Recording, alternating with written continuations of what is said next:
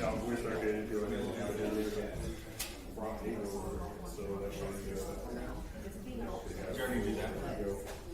Yeah, all B's have been changed every year. Double A's right now. Oh, sorry. They'll go from there.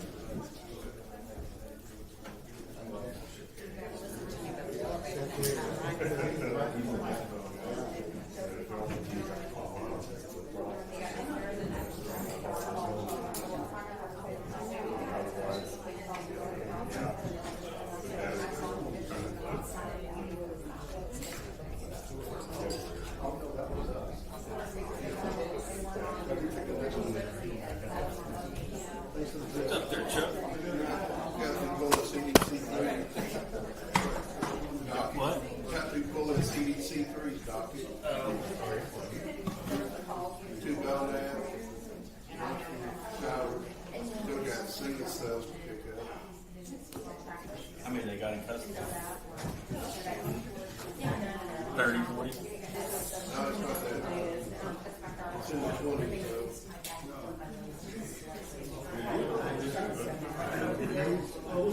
How's on your equipment over there?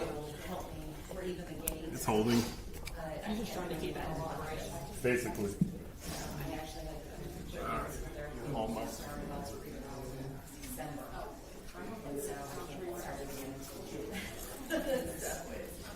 Oh, you know, it is what it is.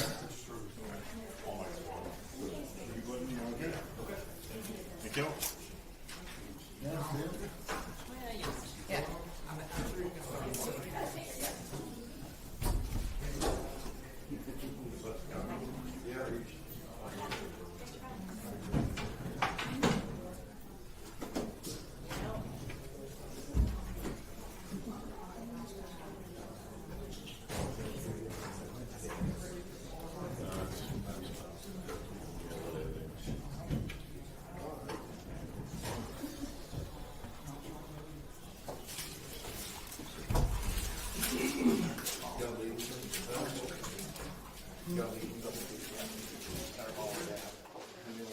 Oh, okay.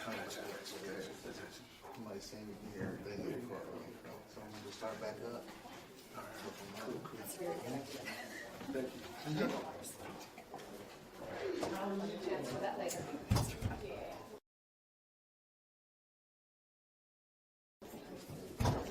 What's happening, babe? It's going. You all right? Yeah. It is Monday.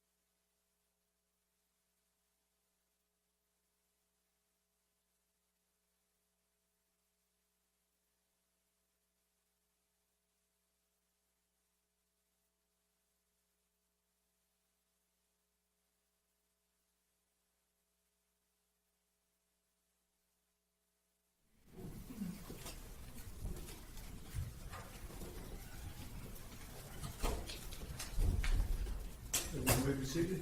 Good morning. We're ready to proceed. Stay with us. Thank you, Judge.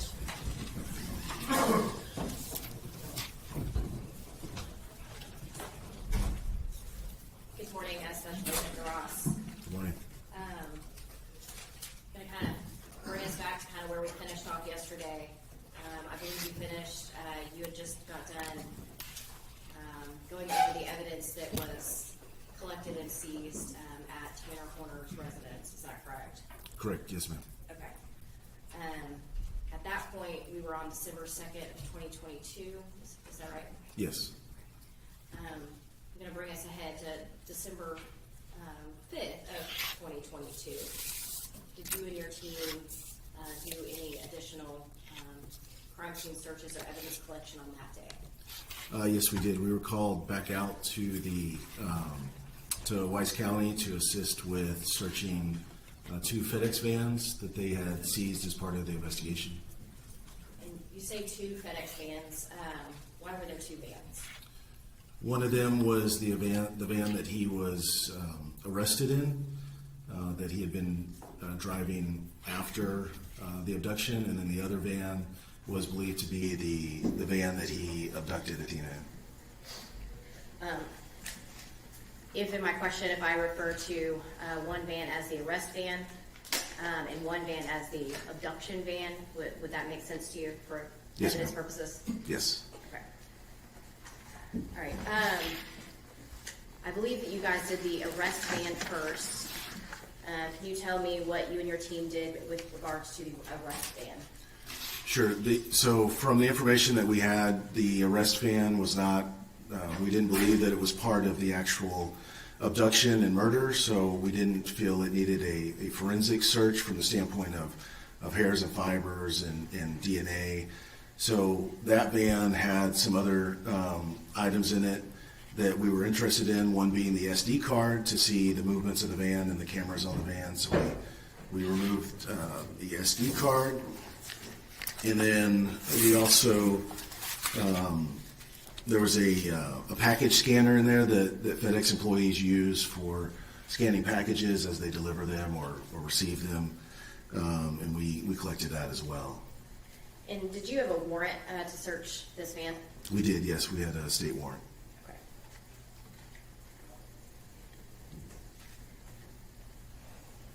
Your Honor, may I approach? Yes, ma'am.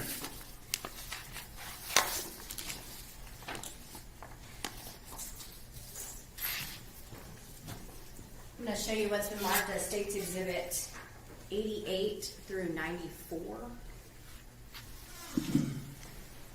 And do you recognize these? I do, yes. These are, as I talked about with the residents before we do any search, we take entry photos, and it's no different for a vehicle or a van like this. We would take take entrance photos. We would take exterior entrance photos of the whole van around to include the license plate and the VIN. And did you personally take these photos? I did not. And were you there when these photos were taken and present at the scene? Yes. So as entry photos, as I explained yesterday, entry photos are taken in conjunction with an initial walkthrough with the team leader, which I was the team leader for this search. So I would have been standing right next to or behind the photographer. So I know you've previously reviewed these photos, correct? Correct. Do they fairly and accurately depict the search that you guys did and the evidence that was collected? They do. And obviously, these are not the entire amount of photos that you guys took. Correct. This is a limited number. Yes, this is just a select few. Okay. And Your Honor, at this time, the state opted evidence, State's Exhibit 88 through 94.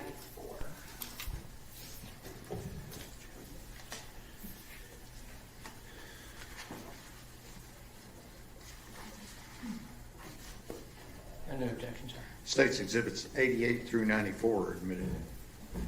Thank you, Judge. And may we publish? Yes, ma'am.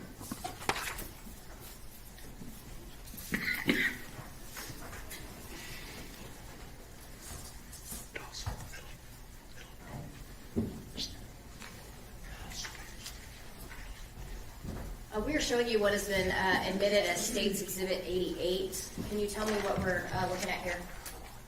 So this would have been one of the, what we call the entry photos for, prior to searching the van.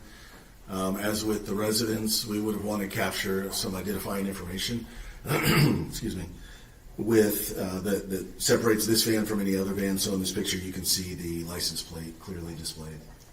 And the license plate, can you read that license plate number? I can. G is in Golf, C is in Charlie, P is in Papa, 0468.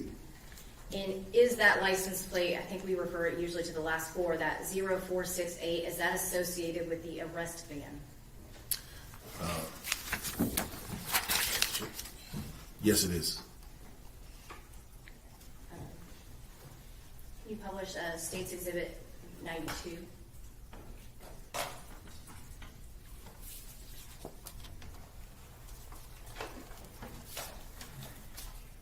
State's Exhibit 92, what are we looking at here? So this would be the van's, I believe, surveillance system that kind of the, I'm not a computer person, but kind of the brains of the surveillance system. And is this where an SD and a SIM card would be for that camera system? Yes. Can you publish State's Exhibit 93? And what are we looking at here? So this is the SD card that was collected from that arrest van.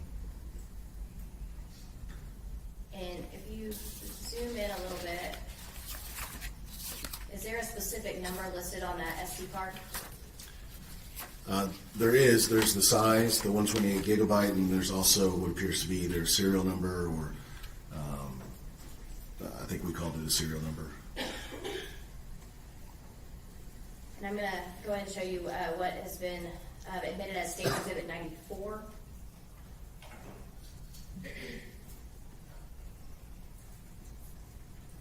And what are we looking at here? So this would be the back side, the opposite side of both of those objects. We always take a front and a back if it's a kind of a two-sided object. And was this the SD card and SIM card that you collected? That you and your team on the season, correct? Correct. Yes. And Your Honor, may I approach? Yes.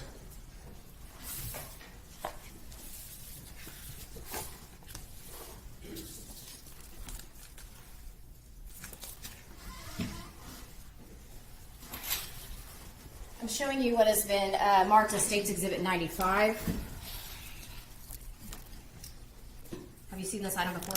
Yes. Can you tell me what that is? So this is the SD card that's photographed. It's photographed in Exhibit 93.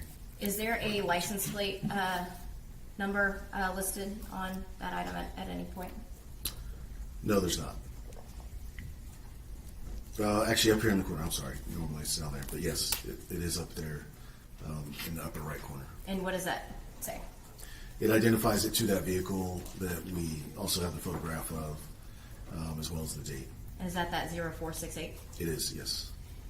And can you publish State's Exhibit 93? Can you zoom in on that? Does that number on that SD card match the SD card that is in that piece of evidence?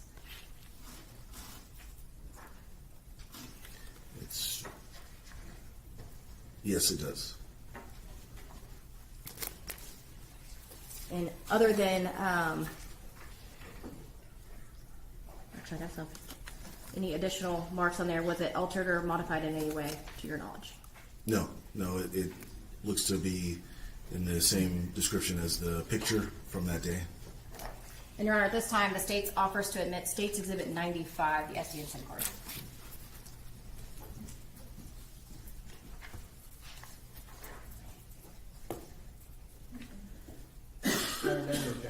State's 95 is admitted.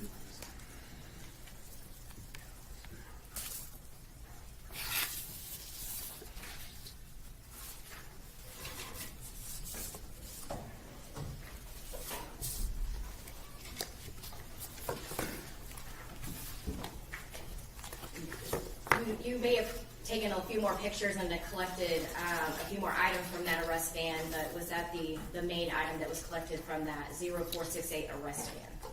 Yes, like I said, the other one was the scanner, and that was the package scanner, and that was it.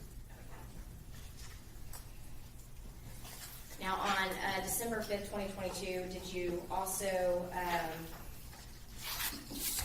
look at again, we're going to call the abduction van?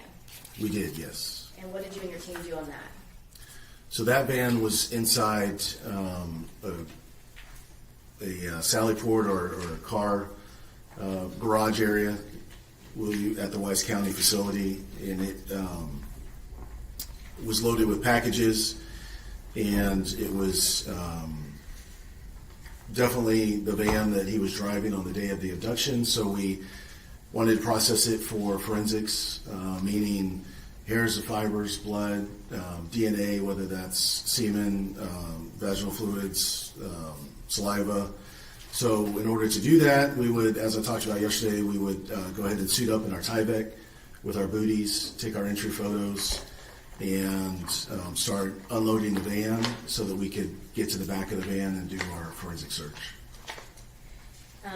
And as the team lead, were you there when the complete search was done and when these photos were taken? Yes. And Your Honor, may I approach? Yes, ma'am.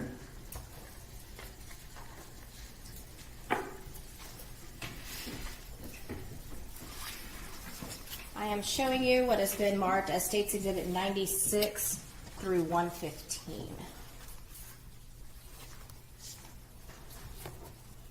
And have you seen these items before? Yes, yeah, this is the van inside that garage, as I talked about. And once again, they're the start of our entry photos. And have you had the opportunity to review all those photos prior to coming in here? I have, yes.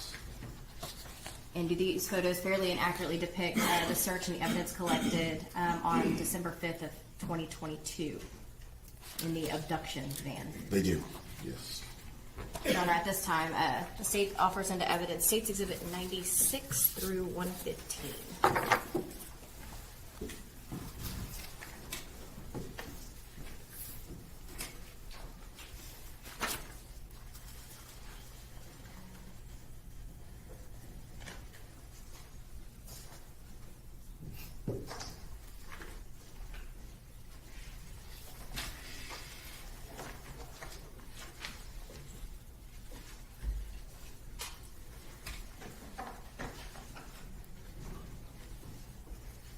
No objection, sir.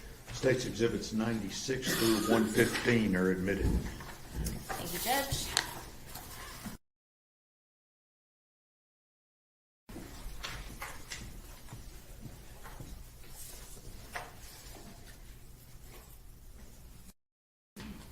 Have you published a State 7?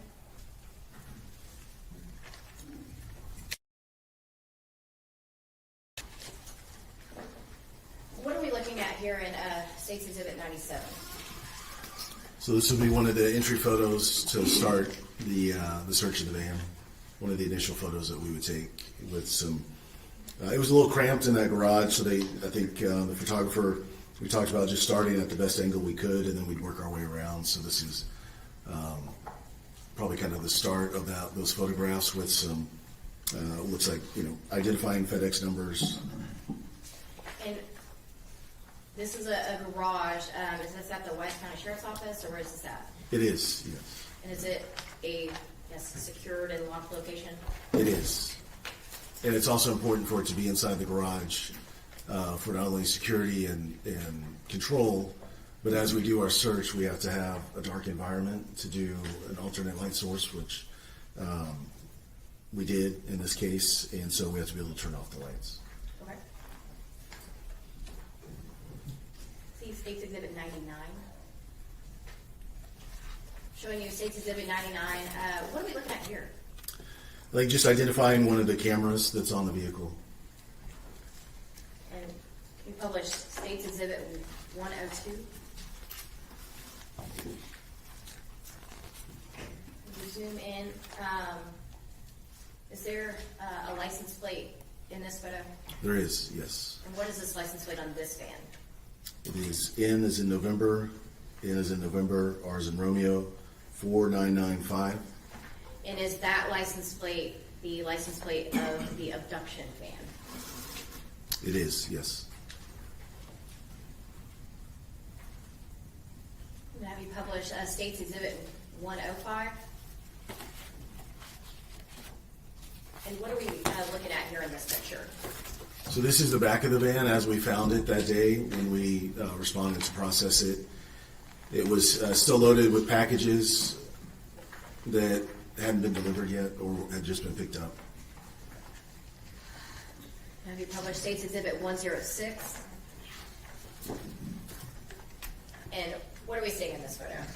So this is the same van, same back of the van after we've removed all of the packages that were back there. And what did you do with the packages?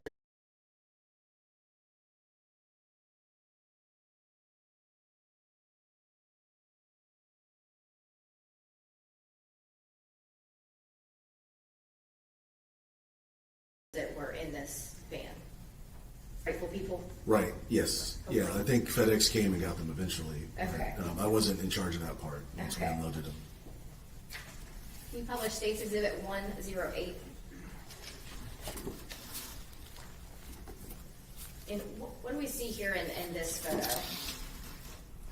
So this looks like the front passenger side, and it's a backpack and appears to be a hoodie. Now, this backpack and hoodie, we're talking about the abduction van. Whose backpack and hoodie is that? Is that Tanner Horner's or someone else's? Section lane. Sustained, don't leave you with me. Whose backpack is that? It's unclear, but we did know that Tanner Horner was not driving the vehicle when it was seized at the time. So our assumption there was that it was the current driver's. I don't have his name, but not Tanner Horner's. And in the, can you zoom in on that? Can you zoom in a little bit? What are we seeing in the back of this photo here? As far as personnel, Yes. yeah, so that's how we would dress when we do a forensic search. So we have our Tyvek on with the hoodie, and they have probably started processing, or at least getting ready to do the vacuuming. So that is the white Tyvek suit that you talked to us about? Yes. Have you published State's Exhibit 109? And what are we looking at in this picture? What angle is this coming from? So this is coming from the cargo area, looking into the driver and the passenger area of the vehicle. So if you were standing at that cargo door, that's what you would be staring at? Correct, yes. I'll show you what's published 110. And what are we looking at here? So this would be the same, kind of the brains of that surveillance system that's on the FedEx van. Is this the same camera system that was on the arrest van that we've already talked about? It's very similar. I don't know if it's the exact same model, but yeah, it's. I think this one had a little bit different camera setup, but it's the same type of system. Can you publish State's Exhibit 111?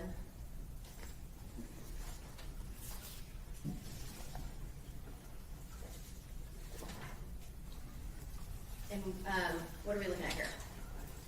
So that would be the SD card that was in the system itself from the other picture. The front portion of that SD card? Correct, yes.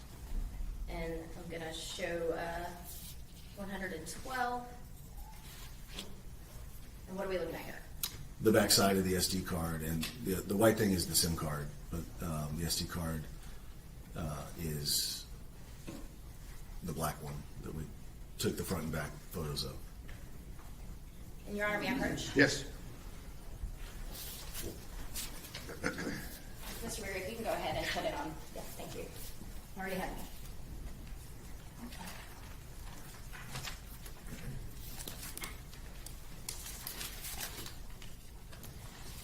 I'm showing you what has been marked as State's Exhibit 116.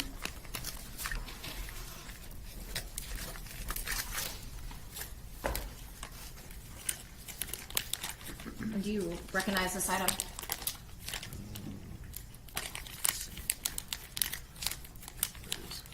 Yeah, the SIM card is, I know it's in here.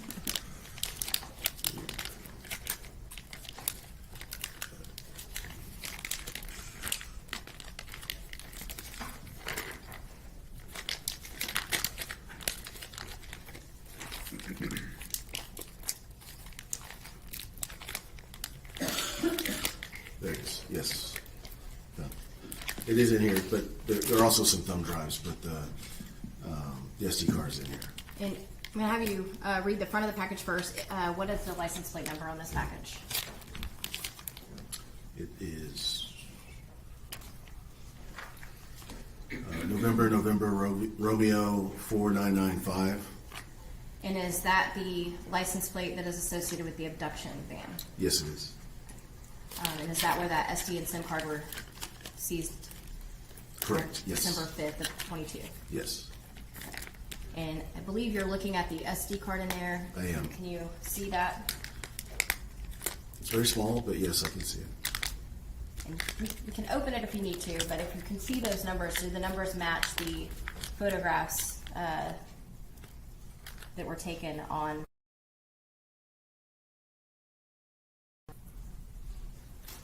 Yes, they do. And you were there and present when this item was collected? Yes, And when this item was collected, you were who handed it to Wise County Sheriff's Office for storage? yes. After we collected it, it was handed over to Wise County. Right. And the USB drives were added when Ranger Espinoza went and got the full video put in place? Yes, they could be derivative evidence of the SD card. Your Honor, at this time, the state offers into evidence State's Exhibit 116. No additional objections. Those objections remain overruled and State's Exhibit 116 is admitted. Thank you, Judge.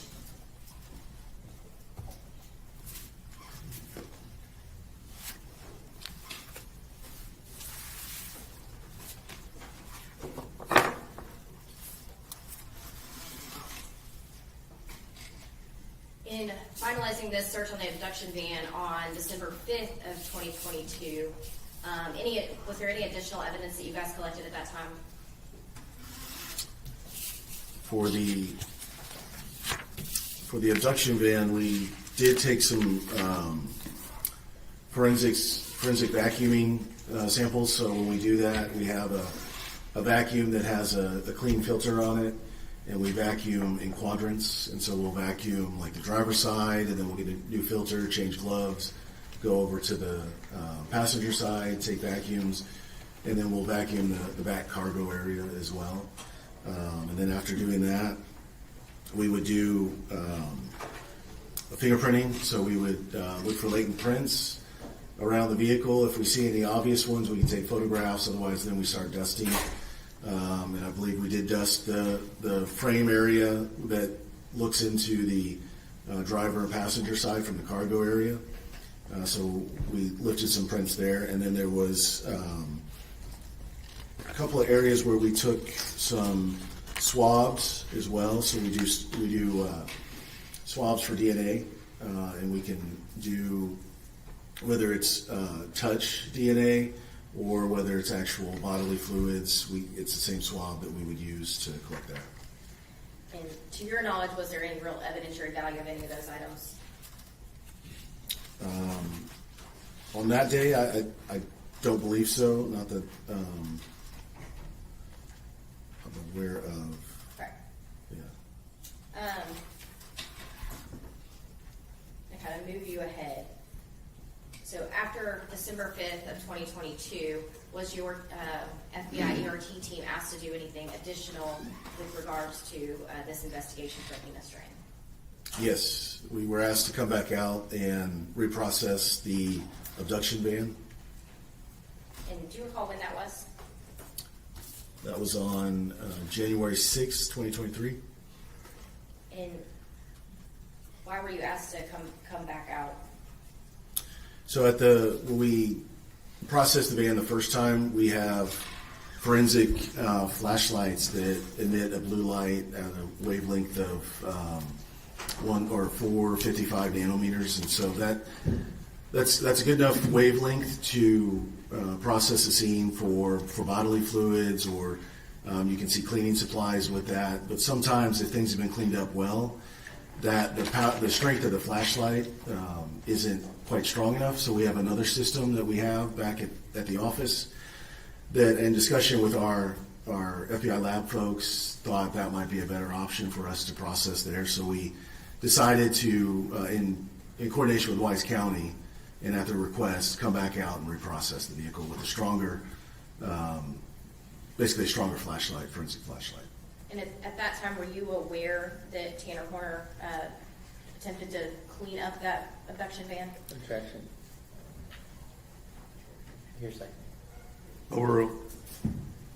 So as part of the discussions for reprocessing the van, Wise County mentioned that when we did it on December 5th, there was still a lot of information from the interviews, and the autopsy hadn't been processed yet. So as those items came in, it allowed us to have more information to reprocess the van. Your Honor, may I approach? Yes, ma'am.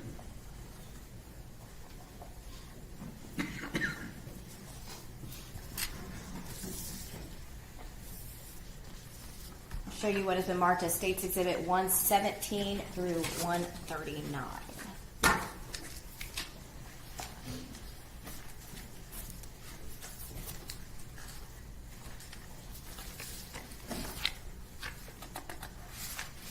And do you have you been able to review all of these prior to coming in today? I have. And do you recognize what these are? Yes, And what are they? this is the entry photos and item photos for that search on January 6th. Along with the sketch, photo of the sketch and the items seized. And were you present when these photos and this search were conducted on that day? I was. And do these fairly and accurately depict what you saw during that search and the evidence collected? Yes. Your Honor, at this time, the state offers into evidence State's Exhibit 117 through 139.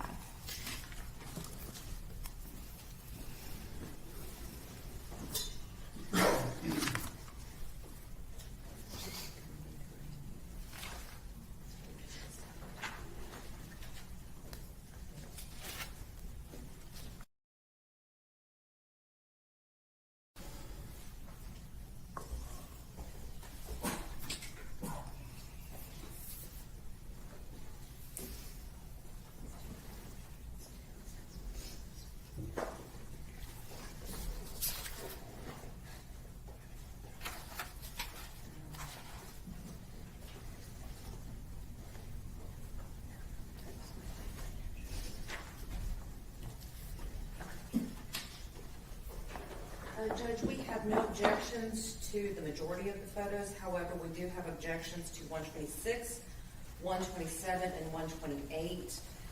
For 126, the proper foundation has not been laid, and the officer has not testified to any personal knowledge of that document, and I apologize, it's 126, not 128.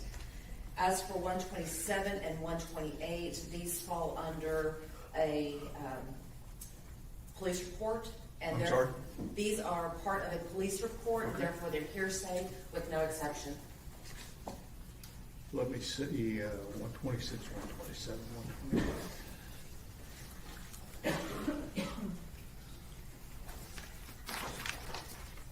Your Honor, they are just the diagram of where the actual 10 swabs were taken, and the swab. Objection, oh, sorry.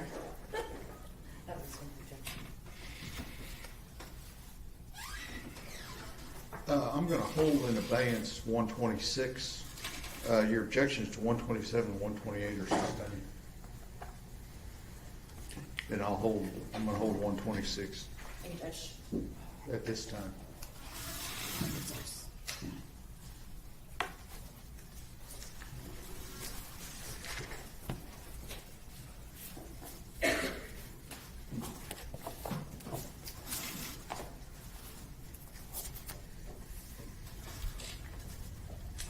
Have you published States Exhibit?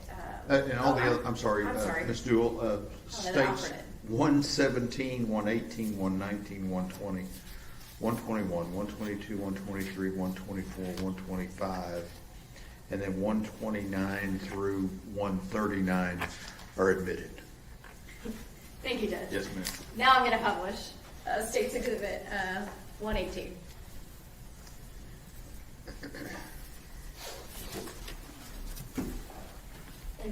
And, what are we looking at here in this photo?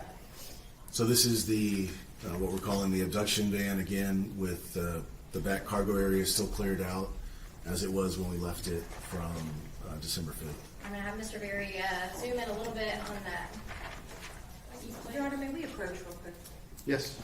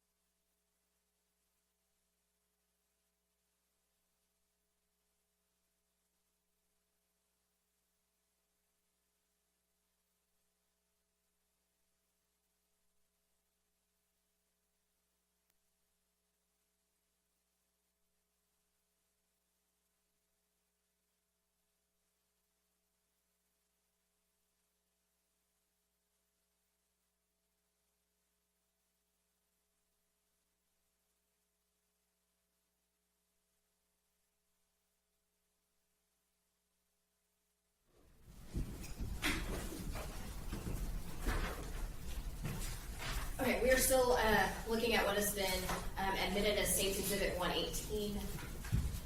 And this license plate, can you read that off? Yes, November, Romeo 4995.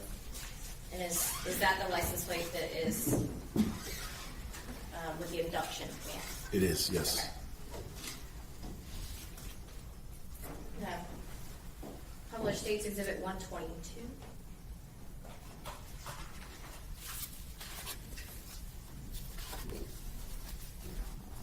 And what are we looking at here? So these are tie-down straps that we found in the back of the van, and they were laid like this for purposes of photograph. And why were you looking at these tie-down straps? After discussions with Wise County and some of the investigators, it was determined that Objection, hearsay. Sustained. Rephrase your question. States Exhibit 123. And what are we looking at here? so these are green bungee cords that were found in the van.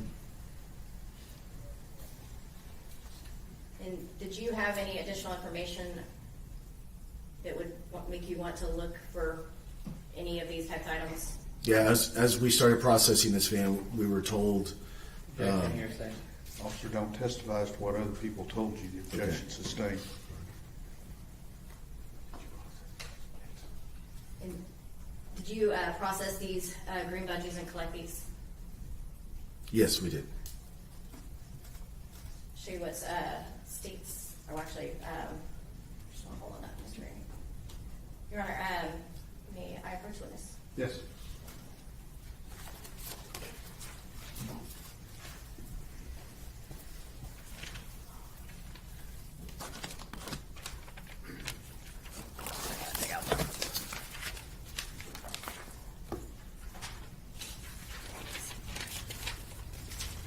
Evidence got mixed up.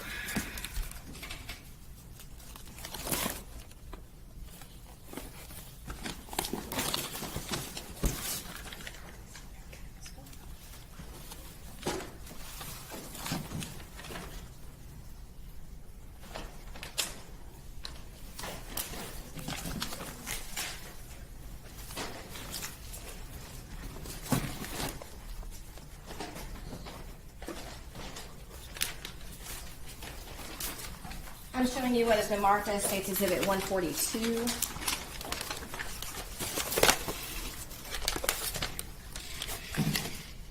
And do you recognize this item?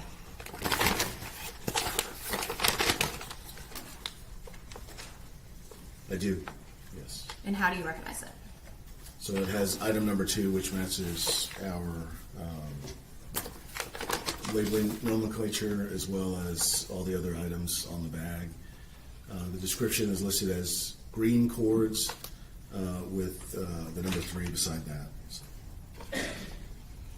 And other than any lab processing, has it been altered in any way, to your knowledge? no. And were you present when this item was seized, and were you considered the seizing agent? Yes. Your Honor, at this time, the state opts in evidence, State's Exhibit 142.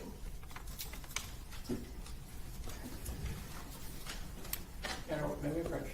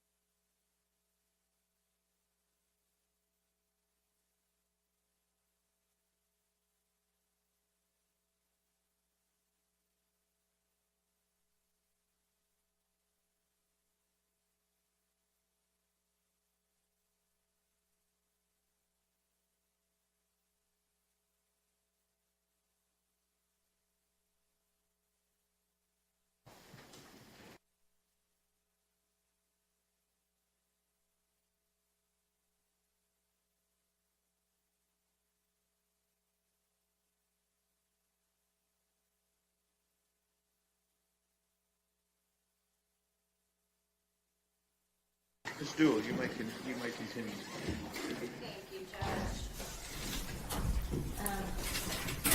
I believe I just offered to admit State's Exhibit 142.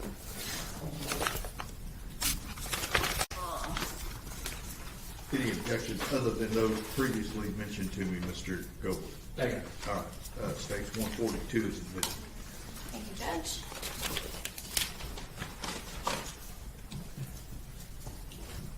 Published State's Exhibit 124. And what are we looking at here? So these are what we call black bungee cords or black, So they're black bungees. They were found in the back cargo area of the van.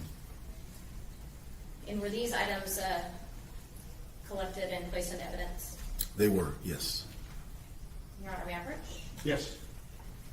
I believe you have the item in front of you, what has been marked as State's Exhibit 141. Yes, And can you, have you seen that item before? I have, yes. And how do you recognize it? It's our labeling nomenclature with the case, the FBI case number, the date, the VIN, a description that says bungee cord, one bungee cord in piece, and then and location was storage area and truck. It has a collector initial for Angela Klein, and then my initial as well as an assistant collector / witness. And other than being open for anything, has it been altered in any way to your knowledge? Nope, just the Weiss County Sheriff's label and a couple markings from the lab. Your Honor, at this time, the state offers into evidence State's Exhibit 141. Any objections other than those previously mentioned to me? No additional objections, Judge. Okay, states, those are overruled, and states 141 is admitted. Thank you, Judge.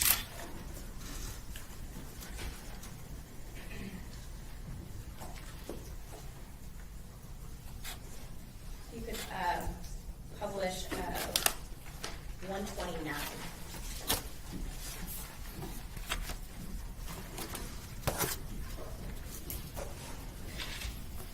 Special Agent Ross, what are we looking at in this photo? So this is our alternate light source that we use for conducting forensic, kind of a forensic light test of the back of the van. It uses a wavelength of light, and we wear orange goggles to look through, and it can illuminate stains that were left behind by bodily fluids such as semen or intestinal fluids, urine, other things. It's a stronger power than the flashlights. So this is the stronger one of the flashlights you were speaking to us earlier about? Correct, yes. And in this photograph, you can't photograph it with a naked eye or a naked camera. You have to have filters and everything. So we leave it in place when we're taking the photograph to show kind of where the stain was. I'm going to publish State's Exhibit 130.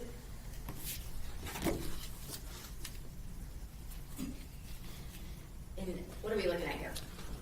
This photograph is the same setup where we're trying to show where the stain is using that alternate light source. This is, I believe, the step going into the cargo van, and this is the swab technique that we use to take a swab for DNA.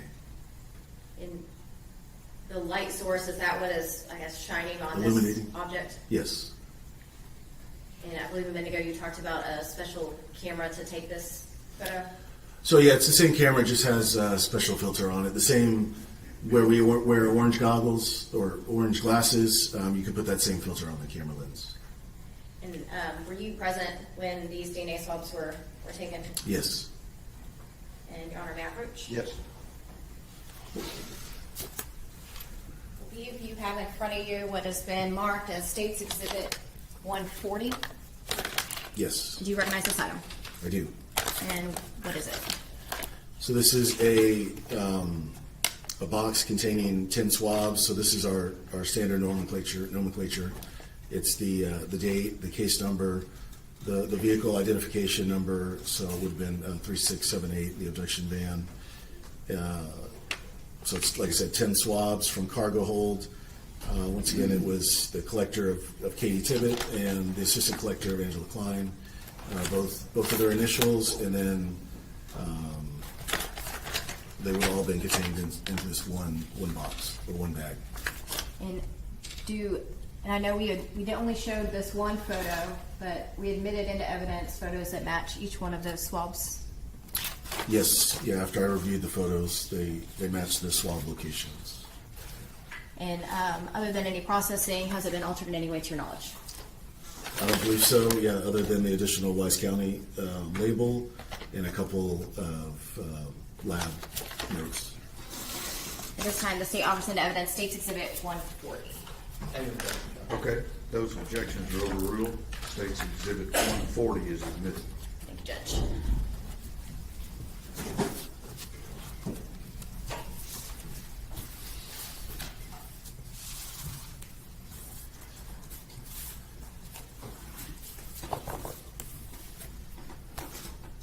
After the search on January 6th, did you with the FBI or ERT team, did you do any additional searches at that time, or did that conclude? After this search of the van and the swabs and the items collected on January 6th, I myself and the blue team, who I'm the TL for, did not do any more searches. Okay. Thank you. And last witness, Judge. Cross-examination. Yes, sir. Good morning, Agent Ross. Good morning. A couple of quick questions. Actually, can I approach? Yes, sir.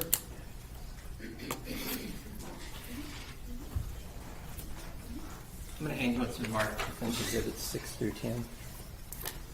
Steve?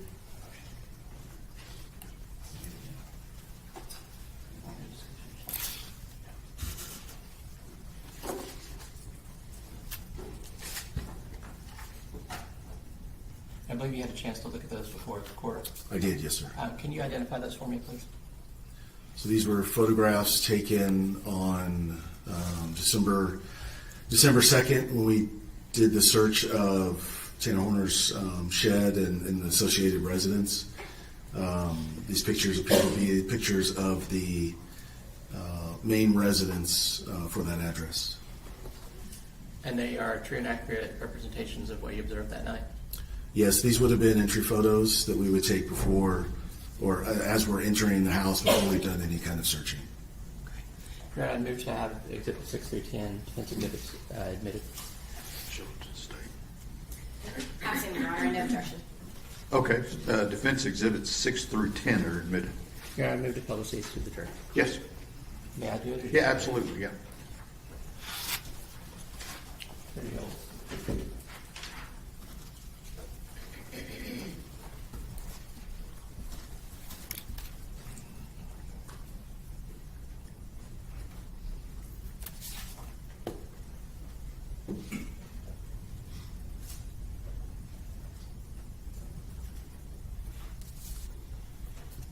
Just to clarify, those are pictures of Jackie Harbison's residence. Yes. Yeah. Yeah, the main house of the residence.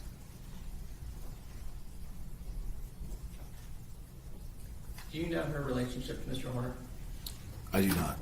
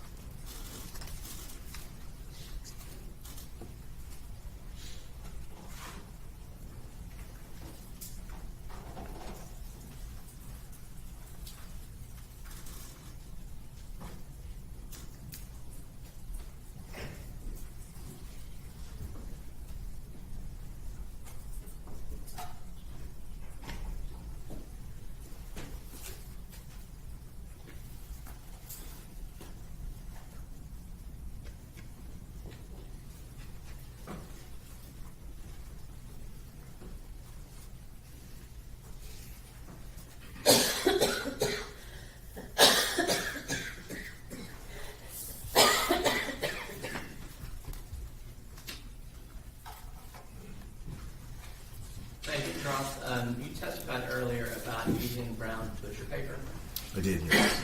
Can you tell me again why that's important when handling evidence? So when we remove evidence from its found location, sometimes due to environmental conditions or lighting or something like that, we have to move it to an area that would be better suited to take those photographs and also the scale photographs.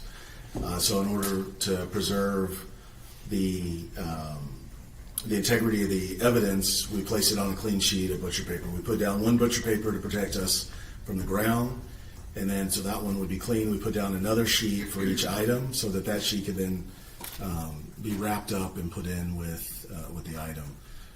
Sometimes, we have to move it inside if it's raining, or inside of an area that hasn't maybe been associated with that item. And you'll actually send the butcher paper with the item? Yes, sir. Yes, sir. That's why a sock would have a whole big bag, because we had a big wad of paper in with it to preserve that item.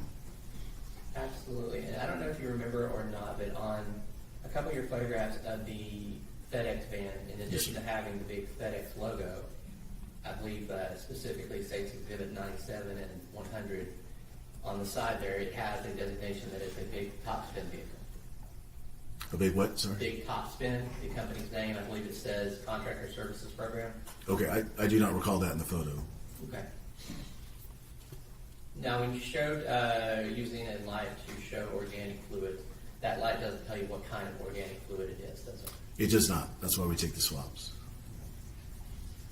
Now, as to those items seized, those were not collected by you. Which items specifically? Sir? We've got items 1 through 8. It looks like those were by Tippett and observed by Clark.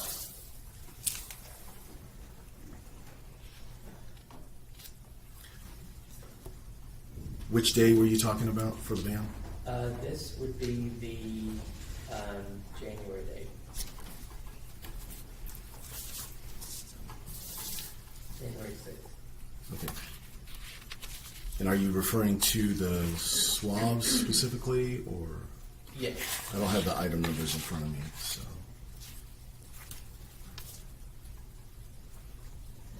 Okay. Yeah.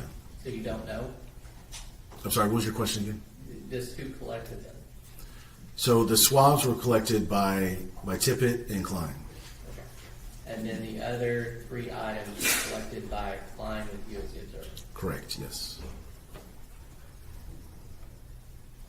And these items were turned over to at least Amy with the Wise County Sheriff's Office. Correct, yes. And after that, you wouldn't know what happened. No, once we turn it over, it's within her chain of custody.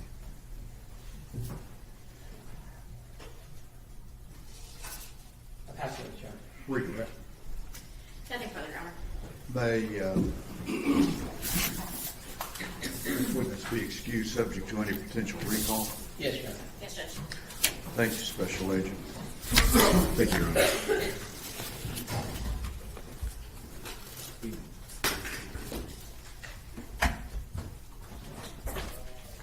For purposes of the record, the defense exhibit to State's Exhibit 126 is sustained.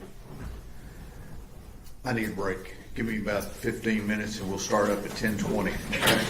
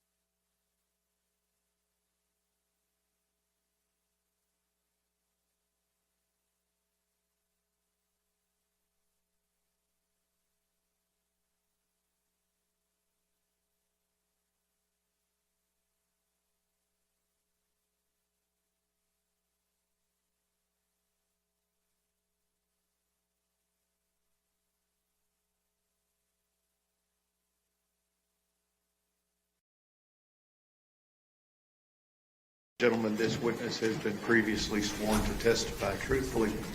Mr. Staten. Thank you, Your Honor.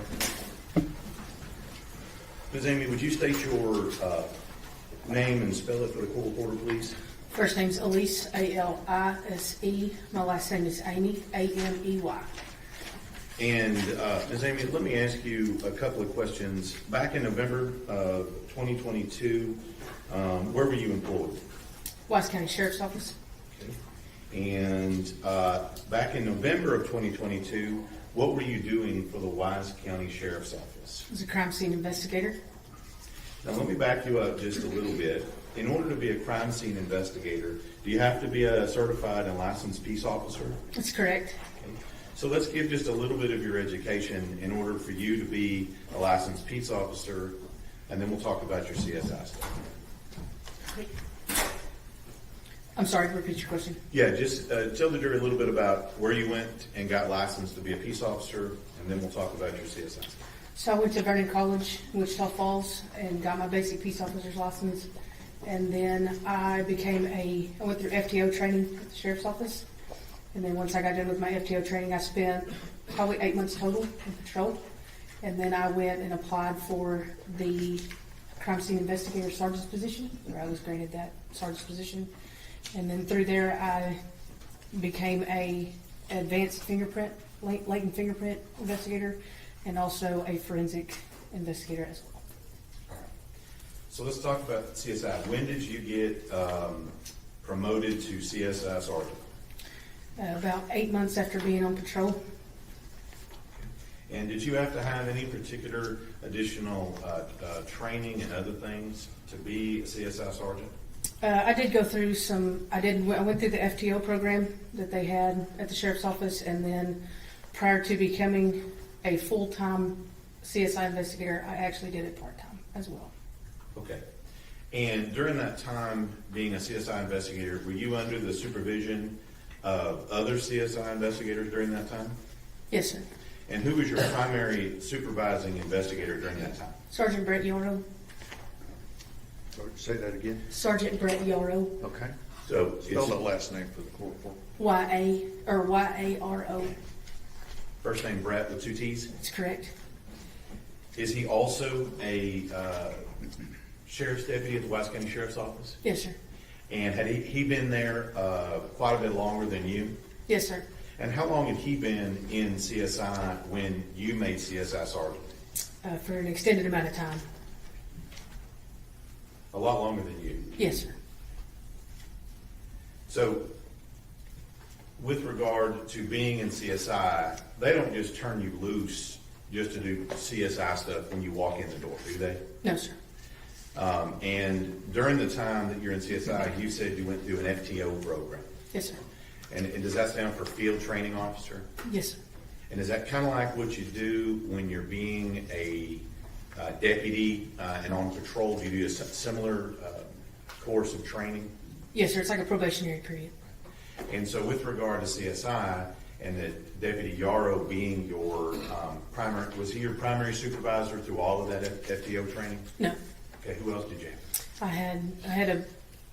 Each month I had a different phase that I went into whenever I was on patrol.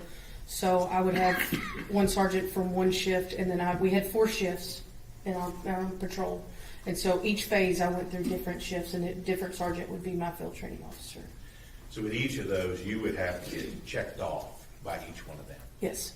Is that same process is what happens when you get promoted to CSI sergeant with regard to CSI deputy guard? Yes. Okay. And so with regard to CSI, were you allowed to simply just walk into CSI and start doing all this stuff? No. And in fact, when you're doing CSI work up until the time that you were allowed to be out on your own, are you supervised by somebody during that time? Yes, depending on the offense, yes. And so when we talk about CSI, are we talking about evidence collection, documentation, things of that nature? Yes. Are we talking about taking photographs? Yes. Okay. All the things that we might consider crime scene related, that's what CSI does. Yes, sir. Okay. Now, if we move to November of 2022, you said you had been in the position of CSI sergeant. How long in November of 2022? About that time, I was about 6 months into being a crime scene investigator. All right. And during that time, and at the end of November 2022, you called to participate in the search for Athena Strand. Yes, sir. Okay. And when you where were you first dispatched to participate in the search for Athena Strand? The father's house And where is that? in Paradise, Cottondale area. Is it a rural area? Yes, sir. And do you remember when you went out there and you were tasked at that residence? Yes, sir. I was tasked that morning. That morning we had a briefing and with all of our investigators of what we were going to be doing that day. All right, I'm going to clarify that. Do you remember which day that was? Thursday the 1st. Okay. So on that first part of this, on that Thursday, what were you tasked with doing on that Thursday? So I was basically, my primary location was to be at the house at the residence. A bunch of our investigators separated with civilian search teams at that time. And if they found something that they needed to be documented or found like it was important, I would go and document it at that time. Okay. I'm going to ask you, when you got to the Strand home, what do you do like when you first get there? When I first got there, I got orders for what they wanted me to do. And then whenever everybody kind of broke off, I started documenting where I was and started my kind of initial investigation. Okay. And as part of that investigation, did you take any photos? Yes, sir. I initially took a video and then followed it up with photographs. I'm going to show you what's been admitted as states number 10. Okay. Is this one of your photos? Yes, sir. Okay. And this has already been admitted through Ashley Strand. Is that at the location we're talking about? Yes, sir. Okay. And you said you took a multitude of photos of that location. Is that correct? Yes, sir. Okay. And in fact, did you take pictures of this abandoned structure that we saw here? Yes. Okay. Did you take pictures of the Strand home? Yes, sir. Okay. Did you take pictures of all the surrounding stuff around it? Yes, sir. Okay. Now, let me ask you a little bit at that time. That's what you were tasked with. Yes. Okay. On December 1st, 2022. Were you tasked to do anything else on December 1st, 2022? We're good, Mr. King. Thank you. Here. Just to, if somebody found anything, just to kind of document it, follow any kind of leads that what we thought could potentially be her and lead us into a direction. So at this point in time, as we've seen in the scene, was there a lot of searching going on at that time? Yes. Okay. Were there a lot of assets deployed, including law enforcement and civilians that were out searching for Athena in that general area? Yes. So were you tasked to do anything as part of that searching during that time? Yes. So, like I said, I took the video of everything, and then the FBI showed up that day, and they took their pictures, and we walked around the initial residence that you see in the front yard, and then we did our investigation into the back and also the shed. Right. And at some point, were there during the search that you needed to take pictures of or document? Yes. And what kind of, just give a short example, what kind of things did you go take pictures of? A set of keys. I think we found boots, socks, things of that nature. So these are things that out in the search area They were very spread out. that people had located Yes, sir. that thought might relate to this investigation. Yes, sir. And then you went out and took pictures of it. Yes, sir. Now, at some point, was that the total of what you did on December 1st? Yes, sir. Okay. Now let's move to December 2nd. What are you doing on December 2nd in the first part of that day? We meet at the father's residence again, and that's whenever everybody got together and we had a meeting of law enforcement searches. Okay? And so would I be correct when you said searches, that law enforcement's continuing to search, is that right? Yes, no civilians at that time. Now, at some point, did you become aware that Athena Strand's body had been located? In the morning? No, in the afternoon, at any point, actually. Oh, just in the evening time, yes. So, did you also become aware that FedEx vehicle had also been acquired by law enforcement? Yes. And I just want to get this right on the time periods. Did you participate in the actual search of the van that Tanner Horner was arrested in? I assisted the FBI. Okay. And when you say assisted, were you actually actively participating in the actual collection of evidence and that kind of thing? Or were you doing something else? No, so they had distinguished people who took pictures and collected evidence, and then I received the evidence. Okay. And so let me get this right in time. You said that they found her body in the evening. When was the search of the arrest van performed? Was it before or after they found her body? Before. So let's talk about the search of the arrest van. Okay. Now, when I say arrest van, you know what I mean by that, right? Yes, sir. This is the van that Tanner Horner was arrested in on December 2nd. Yes, sir. Okay? I'll refer to the other vehicle as the abduction vehicle. Okay? Okay.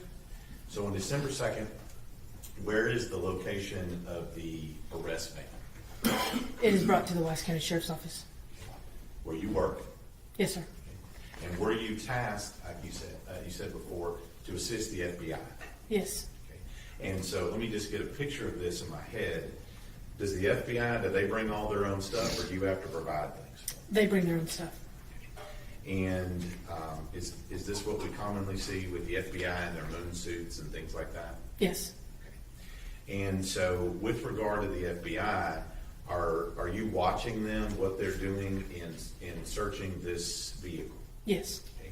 And so are you actually out there on scene when they're searching it? Yes. And during that time, and we'll talk to the FBI about that. So it sounds like you're just kind of standing there waiting. Is that right? Correct. And at some point, what is your actual participation with regard to the search of the arrest van? After they got done searching the arrest van, they took their pictures, they collected the evidence, and then they turned the evidence over to me. All right. And when you say turn it over to you, is that like a physical turnover? They hand it to you? Yes. And then once they hand it to you, you can see we have some evidence out here. They hand you the evidence, and you've got it. What do you do with it at that point? I walk it to our CSI lab and put it in our lockers. Okay. So from that point, your job, and I'm not trying to minimize your job as a CSI here, was to just physically carry the evidence from point A to point B. Correct. And did you open any of the evidence? No. Okay.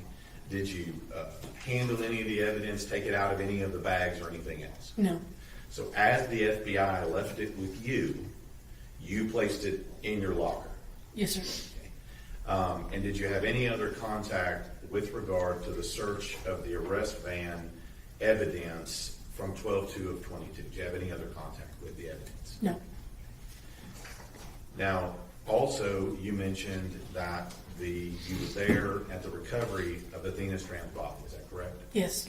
Now, it seems to me that somebody who had, I would say, fairly limited 6 months CSI experience. Objection, Your Honor, counsel is testifying. Sustained, rephrase your question. How long had you been in CSI when you attended the body recovery of Athena Strand? 6 months. Okay. And at that time, where was your field training officer, or let me just ask you, where was CSI Sergeant Yaro? He was out. He was out. Okay. Did he have COVID? Yes. Objection, pleading. Overruled, she's answering. And at this point, you get tasked to do body recovery. Okay. So let me just ask you, is it just you, CSI Amy, out there recovering this body, or are there other people? No, so there was other people. Okay. And who were those other people? 3 other FBI agents. Okay. And was it just those 3 FBI agents, or were there other people on scene as well? There was law enforcement up on the bridge and in the road, everybody who had been there with the search, and then there was 2 investigators, 2 FBI special agents taking pictures, and then there was the 3 FBI agents, and including myself for the body. And when you say, and I'm not going to go in depth into the body recovery, this is where is this where we physically remove her body from the water? Yes, sir. And is there a process by which we take to remove her body from the water? Yes, sir. Okay. And I don't need every detail, but just give us the short version of what it takes to recover a body from the water. So, how we walked the scene. We got a good idea of where we needed to go, and because of the grass being grass and dirt and a mixture of certain things, the FBI did what they are trained to do, and I did. So I worked the top. So I worked the ledge where we placed her. We laid out, moved her from the water, and I laid her on the sheet. Then that is where we documented any kind of physical evidence.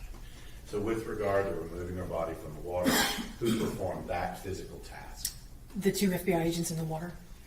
And then you said once they get her out of the water, you prepared an area. Is that what I'm hearing? Yes, sir. So I prepared an area because it was dirt and gravel and rocks. So I prepared an area to where as soon as she came out, any kind of evidence would be preserved on that. At that time, now, are you taking any pictures of all of this happening? No. And so why?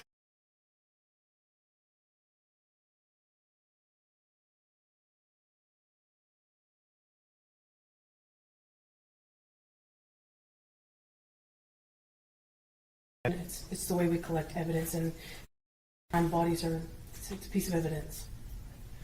And so at this time, does that occur? Does the FBI remove the body and then place it on your area where you have it set up? Yes.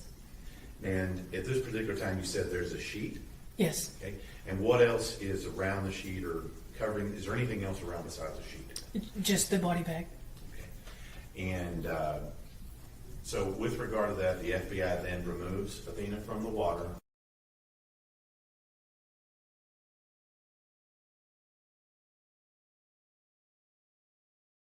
With regard to Athena's body. I asked the FBI to document Athena the way that I am trained, because that is how I do ours. We talked it out. They took the pictures. We scaled everything. I bagged her hands for any kind of evidence preservation and signed it, and then put her in the bag, and we carried her upstairs. So let me ask, you said something about bagging her hands. I'm going to ask some questions about that. What does that mean when you bag someone's hands? So we have brown bags. When you collect evidence, we put them in brown bags. Anytime there's a body involved, any type of DNA or anything that could be possibly on the hands, you put them in brown bags, and then you tape them, and then that's kind of like you sealing your evidence for preservation.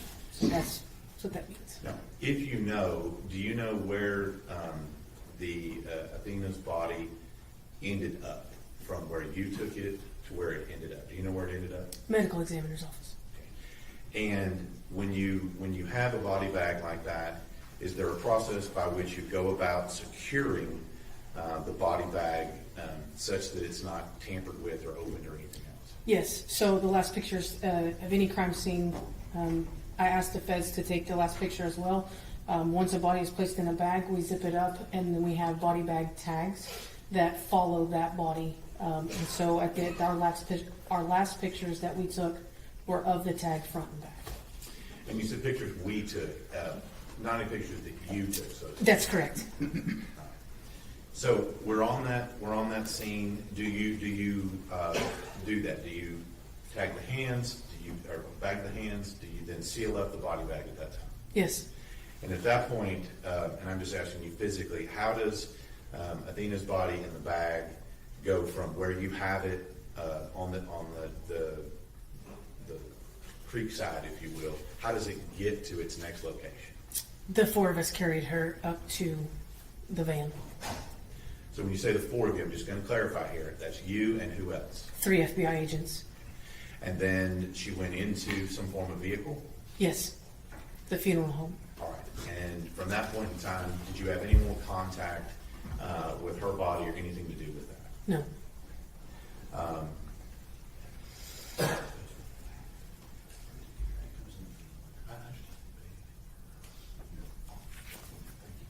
So at that point, are you done with your role in the processing of Athena's body?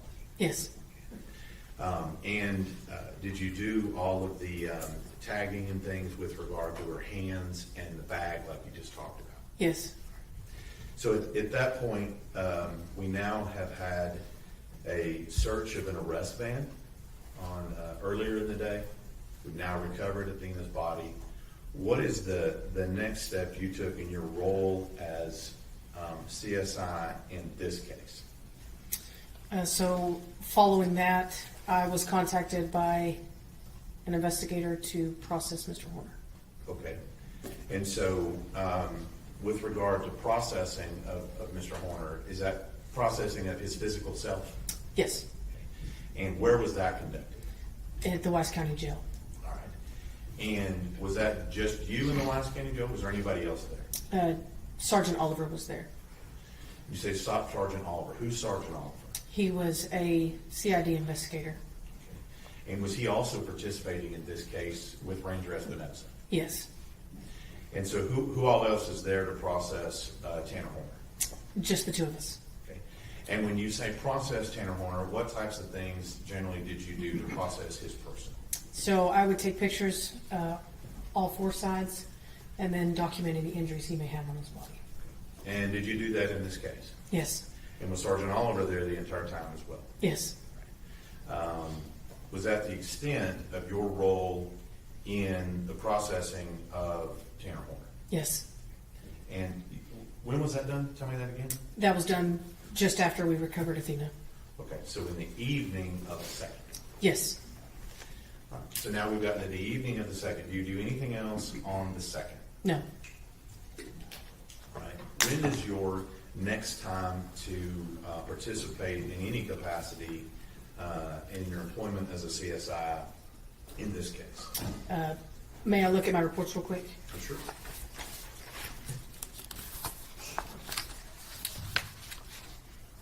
So it would have been 12/5. So body recovery on 12/2, and then 12/5 is the next time you participate in this case in any capacity. Yes. And what was that? That is the day that we processed both FedEx trucks. Okay. Now you've already testified that the FBI has already looked at the arrest vehicle. Is that right? Yes. To your knowledge, had anybody looked at the abduction vehicle at that time? No. So you said that on 12/5, do we have both vehicles we're looking at that day?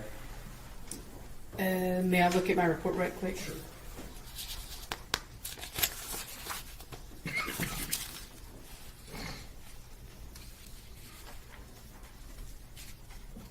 So we just did the van number 1, which you're calling the abduction van. Okay. And I was going to ask you that if you had a particular deal for it. So in your report, that's referred to as van number 1. That's correct. So this abduction vehicle, AKA van number 1, who is participating in the processing of that vehicle? The FBI ERT and myself. Okay. And let me just ask you, was this the same process that y'all took when you did the search of the arrest van? I'm assuming that'd be van number 2? That's correct. Is it the same process you testified that happened in the search of the first van? Yes. So, did you participate in any of the evidence collection or anything else, or was that the FBI? That was the FBI. Okay.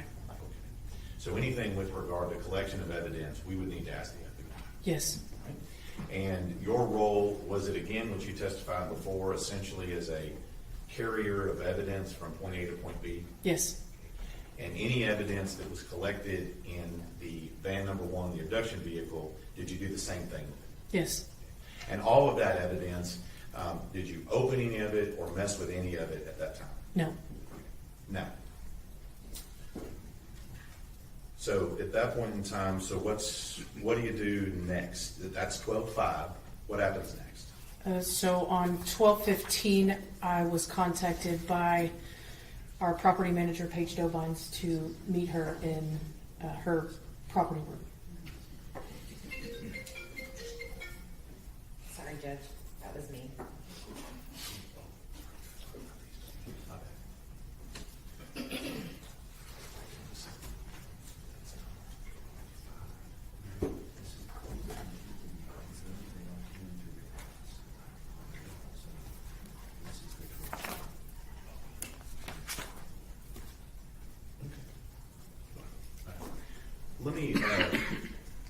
Let me ask you, with regard to what you did on the 15th, who all was there on the 15th? It was the victim's mother, or the mother's attorney, myself, and Sergeant Paige Dobines. And so, let me show you, Judge Mann. Yes.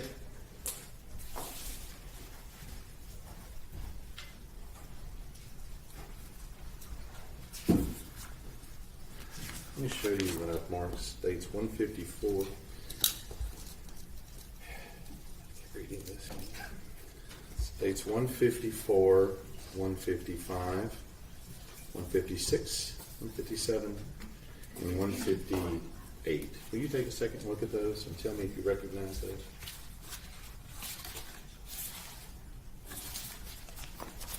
Yes, Okay. And who took those pictures? I did. And was that on the 15th, like you just talked about? Yes, And those pictures depict exactly what you saw on that particular day. yes. Okay. Judge would have to submit states 154 to 158. My numbers are short.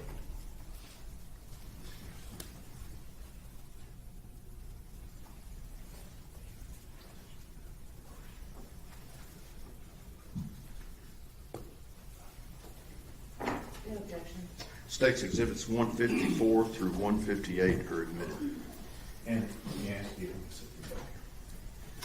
this particular time when they arrived, just give us a general description of what they brought you and what was in the box. So when I arrived into our conference room at the sheriff's office, I was met with them, and there was a Walmart package on the table. Okay, cool. And can we? Yeah, just one. Oh, actually, no. Pause right here. This particular box that we see in this exhibit that we already have up here, states number 10. Is that the same box that you have in those pictures in front of you? Yes, And so that box, I guess, went from that scene to you at this point on the 15th. yes, Did the box appear to be in the same or similar condition as when you saw it here? yes. And let me ask you.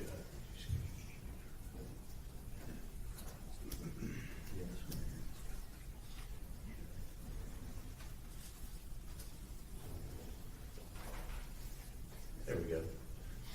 Is that your picture as well in states number 9? Yes. Okay. And then.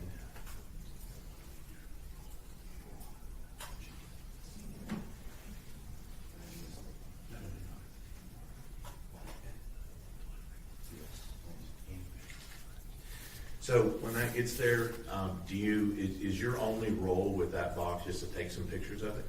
And to collect it as evidence. Okay. And when you say collected as evidence, what does that mean?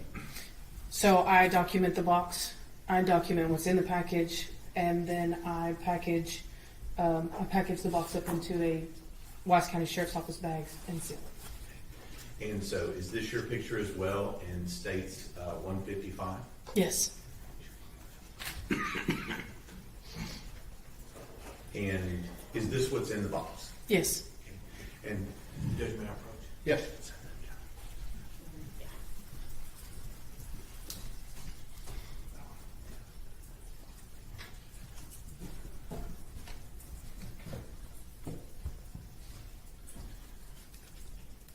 Again, with the glasses, sorry. I'm going to show you what's been marked states 159. You recognize that? Yes. Okay. Let me ask you a couple of questions about it before we get into it. When you take in evidence and you document evidence, do you put a tag on it? Yes. Okay. And that tag, is that your tag that's on that? Yes. And also, is that some of your writing also on that box? This is Sergeant Yaro's writing. Okay, but you collected it. That's correct. Okay. And did you physically put it in that bag? No. Okay. Were you with Sergeant Yaro when he put it in the bag? I was off that day. Okay. So when you say you collected it, what do you mean you collected it? So as soon as I collected the evidence, I took it to locker number 1 in Page's property room. Okay. When you say Page's property room, is that our evidence? Yes. So you took it physically Yes. and you took it to property. Yes. And it was later actually placed in a bag like this. Yes. By who? By Sergeant Brett Yaro. So the item that's in that, do you know what's in that bag? Yes, sir. Okay. And is that the item you collected? Yes, sir.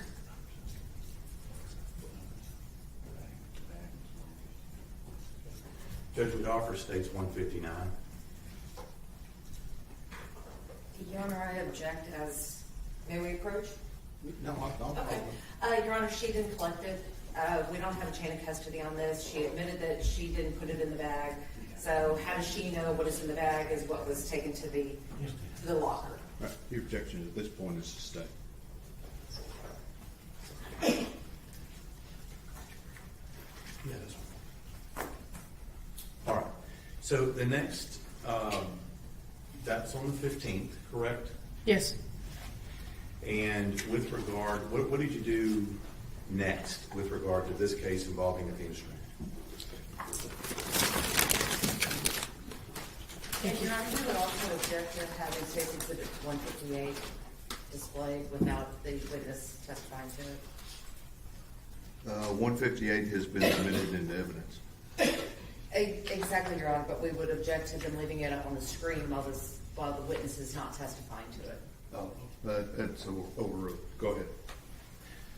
What did you do next? We said you collected the box that you just talked about with the Barbies in it. What did you do next? So the next day was January 6th. That is when the FBI ERT team met me back at the Wise County Sheriff's Office jail, where the van 1 was, and that's where we called it DNA Day. It was when we searched the van for DNA using an alternative light source. And so again, kind of the same questions I've asked you before. When the FBI shows up, do you get to participate with the FBI when they're doing their business? No. And so with regard to anything they did, we would need to ask the FBI. Yes. And then are you similarly, what I asked you before, the carrier of evidence from point A to point B? Yes. And so any evidence they collected on that day on January 6th of 2023, I didn't ask you, is that January 6th of 2023? Yes.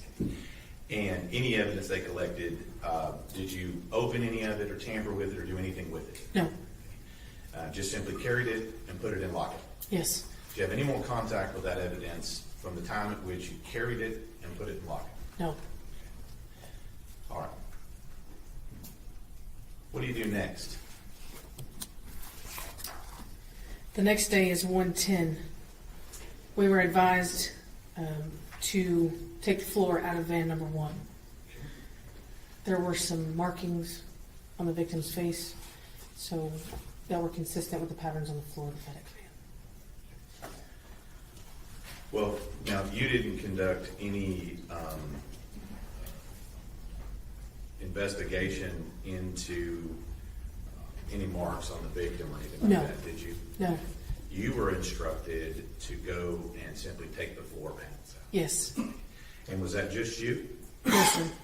Who else was with you? Sergeant Brett Yaro. And so,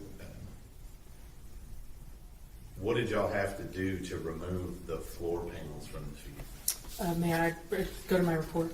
Yeah. Well, let me just ask you. I'm going to speed this up a little bit here. When you remove them, does that include unscrewing them from the floor? Yes. And does that remove, actually physically? Objection, Your Honor, leading. Sustained. Don't lead your witness. what do you have to do to remove these panels from the vehicle? We have to unbolt them from the chassis of the truck and then remove them one by one. And when that's done, what do you do with them? We bagged them in brown paper since they were so big and they were in 5 or 6 different pieces. We'd have to bag them separately, and then we tagged them with our initials. And is that you and CSI Sergeant Yaro? Yes. Get all that done, do you then tag those and place them in evidence? Yes. Objection, Your Honor, still leading. Don't lead your witness. Once they're all collected and put in the brown paper, what do you do with them? I take them to locker number 1. And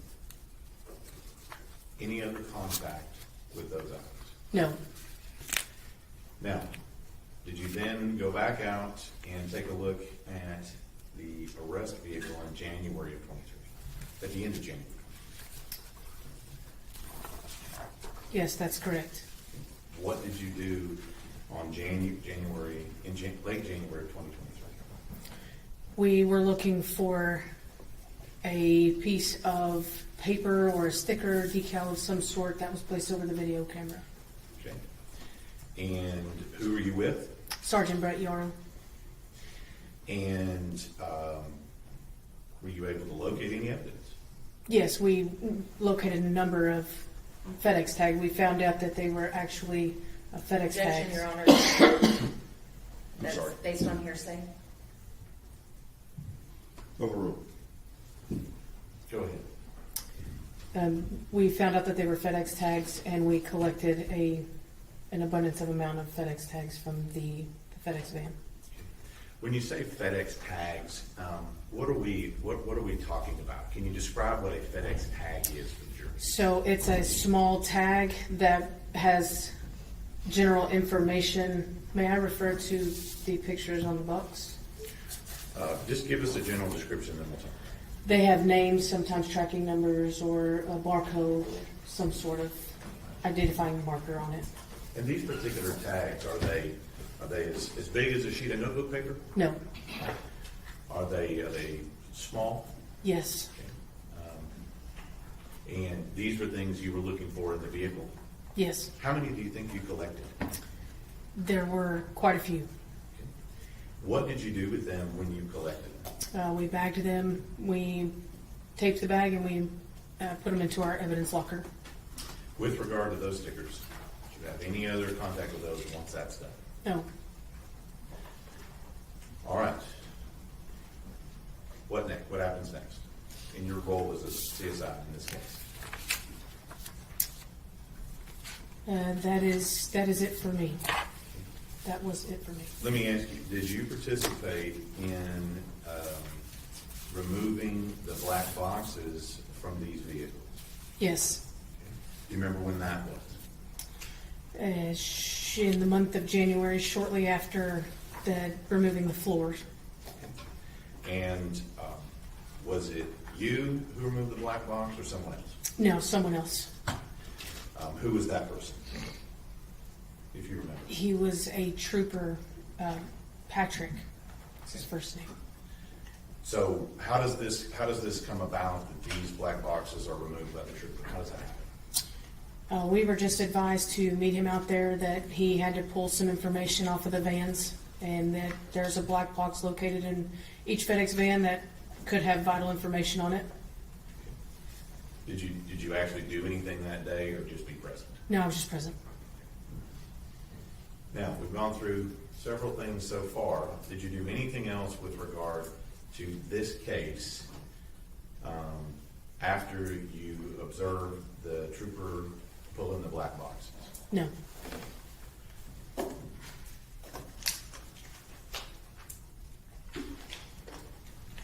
That was at the end of February of 23, is that right?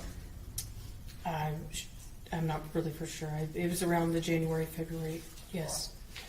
So at that point in time, are you still employed as a CSI sergeant at that time? Yes. And between the rest of that time, and I guess I ask you, I don't see you in uniform. You're no longer employed by the Vice County Sheriff's Office. Is that correct? That's correct. And so when was your last day at the sheriff's office? In October of 23. Okay. So how many months is that after you were done participating in this case? 7, 8. 7 to 8 months after this. Let me just ask you, were you fired from the SO, the No. sheriff's office? No, sir.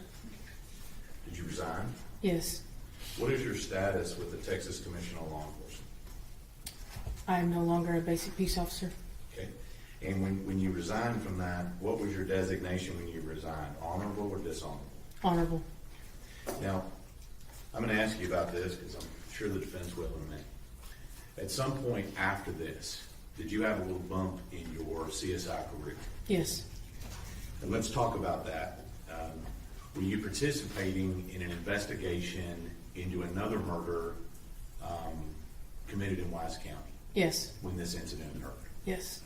And was that also another murder that was charged as a capital murder? Yes. When did that murder occur, if you remember? In June 2023. So how many months after you were participating in this case here? A year and some days. You said how many? Oh, I'm sorry. It was in 22.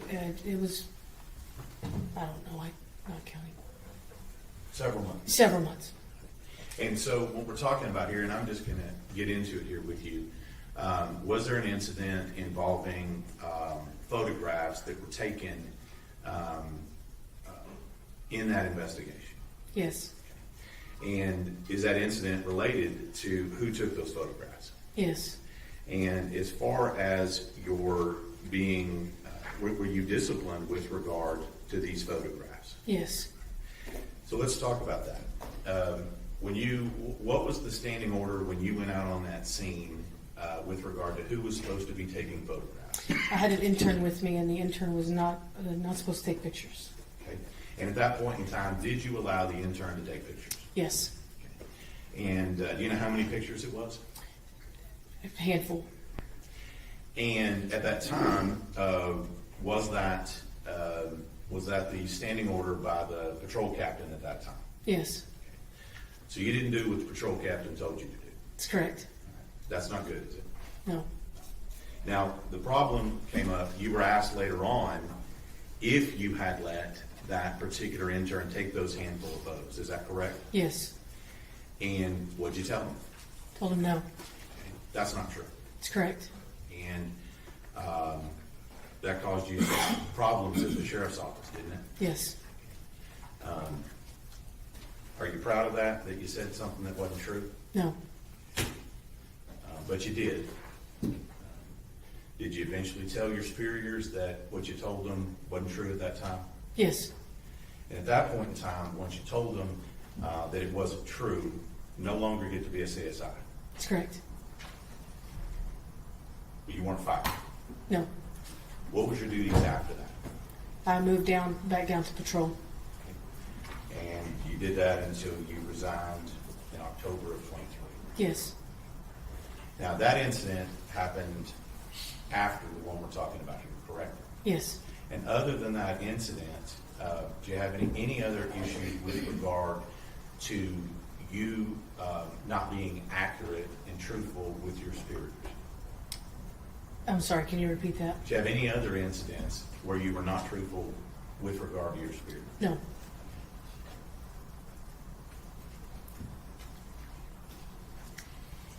House witness. Cross-examination.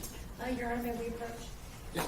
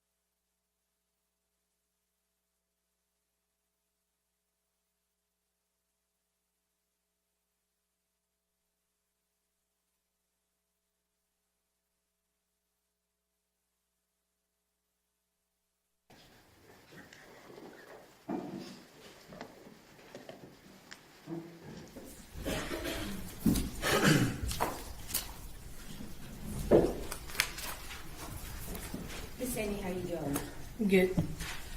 I want to ask you a little bit about your job as an evidence tech.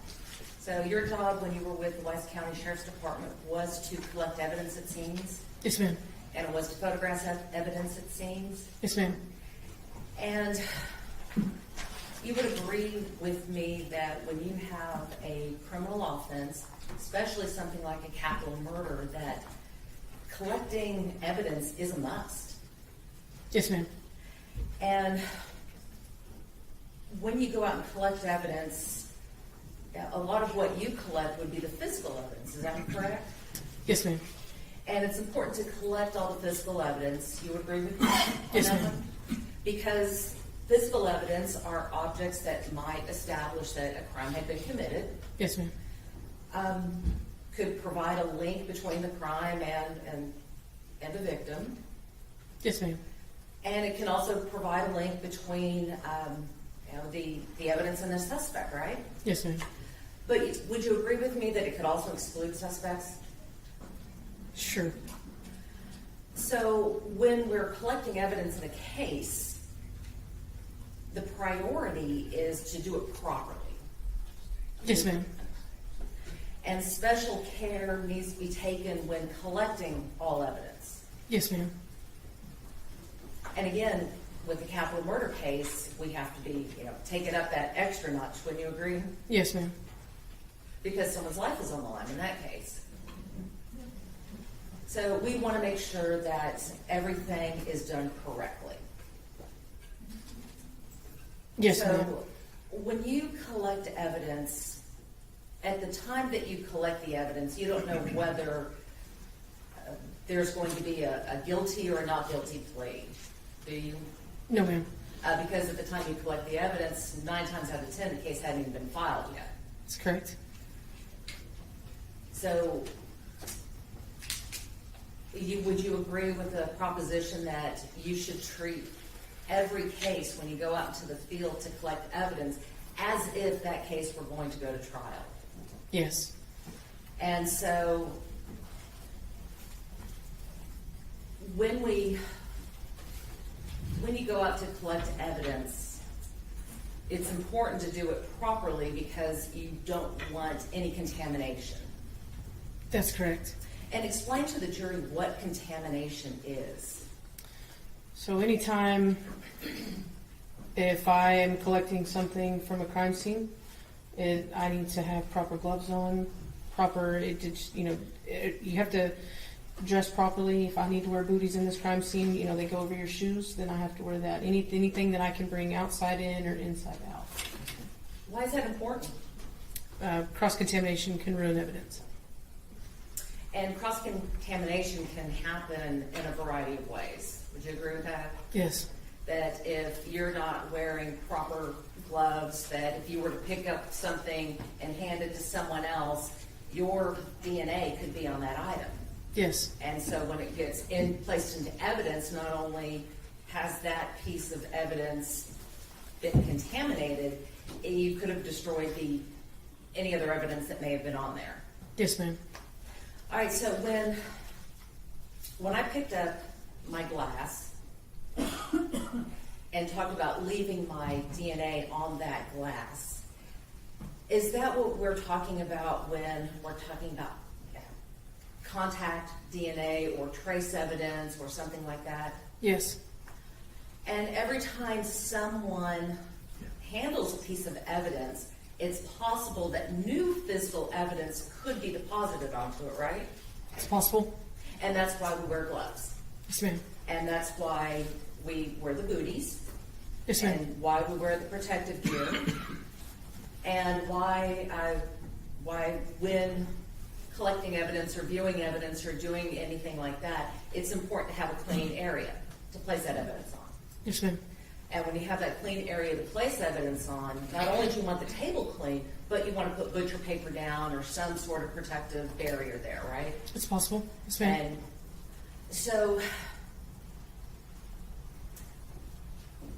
sometimes that when evidence is being handled, a tech may inadvertently contaminate a piece of evidence. Do you agree with that? It's possible, yes, ma'am. Yeah, and not doing it on purpose. Yeah, accidents happen. But that's why why it's so important to have that protective gear. Because if you don't have the gloves on, you might have the contamination by touch DNA. Would you agree with that? Yes, ma'am. If you don't have a mask on, you could sneeze, you could drip sweat, you could have any sort of respiratory fluids that come out, may contribute to additional DNA on an item. Yes, ma'am. And the tools that you use, each of those tools, proper procedure would tell you that you don't use the same tool twice. Correct? Or you don't use the same tool twice without disinfecting it and cleaning it properly between each use. Yes, ma'am.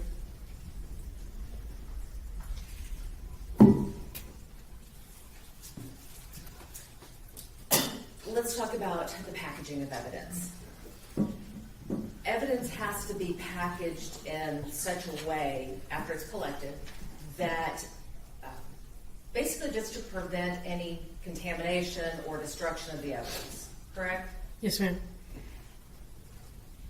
Because, well, let me back up, because contamination, again, could affect the outcome of the case. Yes, ma'am.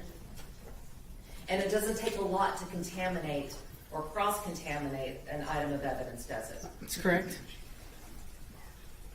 Would you agree with me that when you put when you put evidence into a package, you also have to make sure that that evidence bag is not contaminated?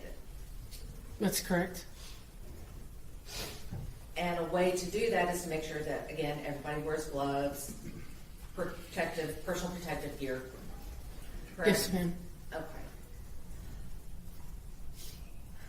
With regards to packaging evidence, to avoid contamination, isn't it important that it should be sealed as soon as possible? Yes, ma'am. And preferably to seal that evidence at the scene. It just depends on evidence collection and where it's coming from. But the main thing is you got to get it sealed quickly because you don't want any opportunity for evidence to become contaminated. Yes, ma'am. So let's talk about storing evidence. After evidence is collected, it's important to make sure that it's also stored properly. Would you agree with that? That's correct. And part of that proper storage is that items shouldn't be, well, let me back up to packaging. If you have several items, you put all those items in a separate package, right? Yes, ma'am. That you don't want to put a suspect's shoe in the same place with a victim's pair of pants, right? That's correct. You don't want to put more than one item in a bag because that too can cause contamination. That's correct. All right, so when we store the evidence, we want to make sure it's stored in a secure place, right? Yes, ma'am. And we also don't want to store evidence from a suspect and evidence from a victim in the same place either, do we? I don't understand your question. I'll try to ask a better one. Okay. All right, when we store evidence in the evidence locker, Mm-hmm. it would be the better practice not to have any evidence related to the suspect in close proximity to any evidence related to the decedent. No, ma'am. I mean, they're both everything is in its own bag. Everything is sealed before it ever goes into a locker. Okay. All right, so let's talk about the evidence collection in this case. You were asked to participate in the investigation of this case, right? Yes, ma'am. And so you went out to the scene and documented what was going on at the scene. Yes, ma'am. Now, I believe earlier you testified that there was an image of the box on the steps. Yes, ma'am. You photographed that at the scene? Yes, ma'am. And you took that into evidence? No, ma'am. I thought you testified earlier that you took that and handed it off to Paige Dobines. That was on the 15th of December. That was not on the day that picture was taken. Okay, so who actually collected that evidence? I'm not sure. And do you know how it got to Paige Dobines? The day that I met with the victim's mother and her attorney is the day that it got to Paige Dobines. So now is your testimony that when this was, that evidence was not seized at the time? It was not seized the day that that picture was taken. No, ma'am, not by me.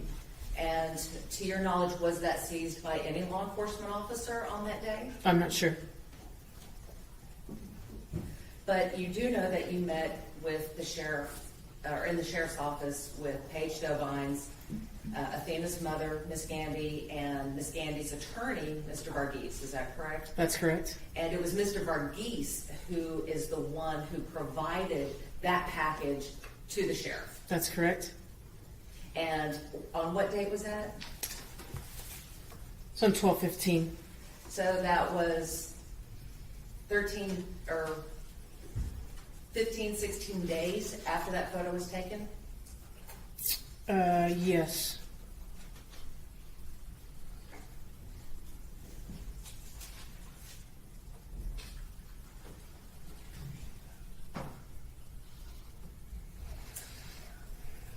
Part of your job in this case was also to serve a warrant on Mr. Horner at the jail. Do you remember that? Yes, ma'am. Your job was to collect his DNA, No, ma'am. or to collect a buccal swab. For No, ma'am. the- That was not me. Okay, so you were present when the buccal swab was No, collected? ma'am. I was not. Who was present when? I can't answer that. I don't know. Okay. So, but you did process Mr. Horner, correct? Yes, ma'am. And you took photos of him? On 12/2. Yes, ma'am. During the time that you took photos of him, he didn't try to fight you, did he? No. Didn't resist you in any way? No. Didn't try to commit any act of violence against you? No. He was cooperative. Yes, ma'am. Again, didn't cuss or yell at you? No, ma'am.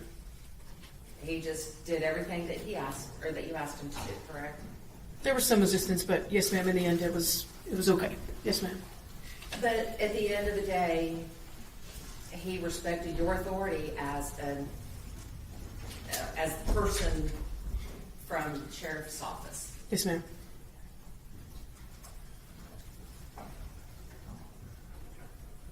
How long were you with the sheriff's department?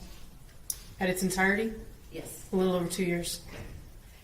During that time, were you ever involved in what we call an evidence view, where the defense attorneys come in and view the evidence that was collected in a case? No, ma'am. Are you aware that there are times when defense attorneys want to come in and collect evidence, view the evidence that was collected in a case? I've heard of such, but I don't know what they are. Yes, ma'am. Yaro, we might be able to break here, because I understand the lunch. They're not here yet, so let's. Oh, okay. Can I approach the court reporter? Yes.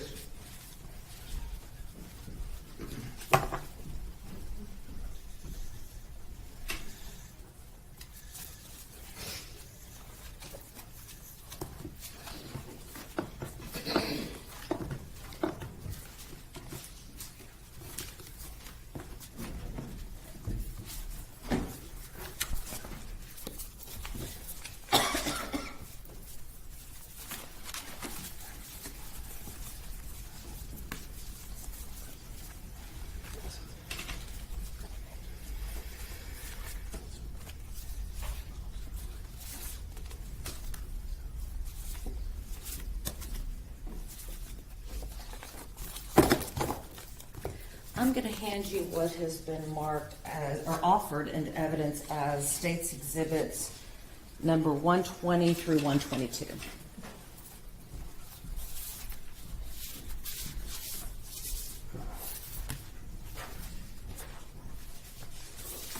Did you take these items, or did you process these items and collect them as evidence in this case? No, ma'am. Let me refer to my report, please, if you don't mind. Okay.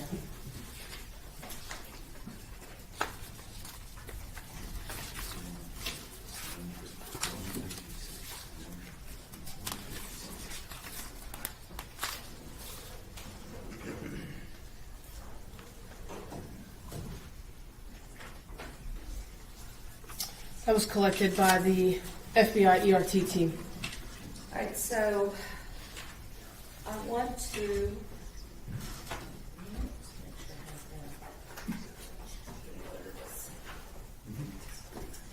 Yeah, Fred, Your Honor? Yes, ma'am. I'm going to hand you what has been marked as defendant's exhibits number 11 through 15, and I'd like you to take a look at this, please.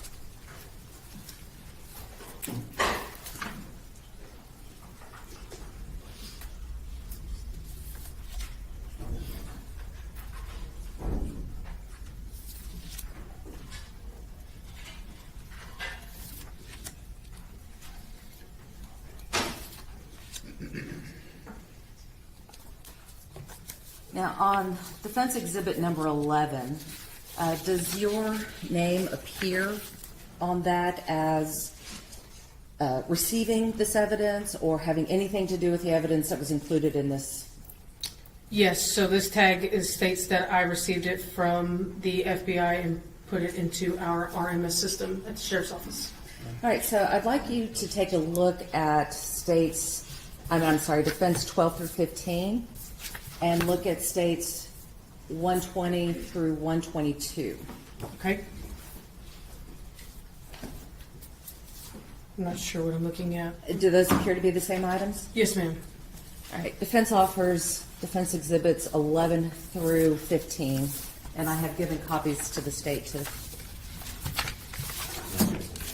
Defense exhibits 11 through 15 are admitted.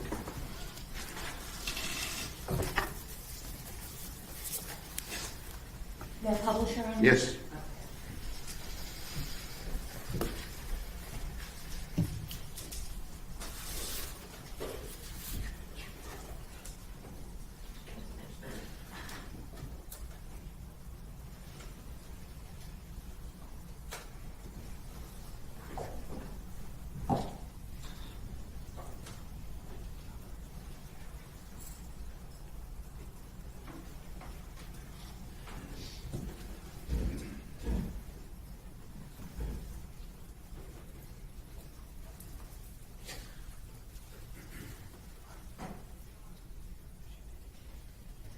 Okay, so I'm going to cut to the chase on this one, Miss Amy. When we are looking at,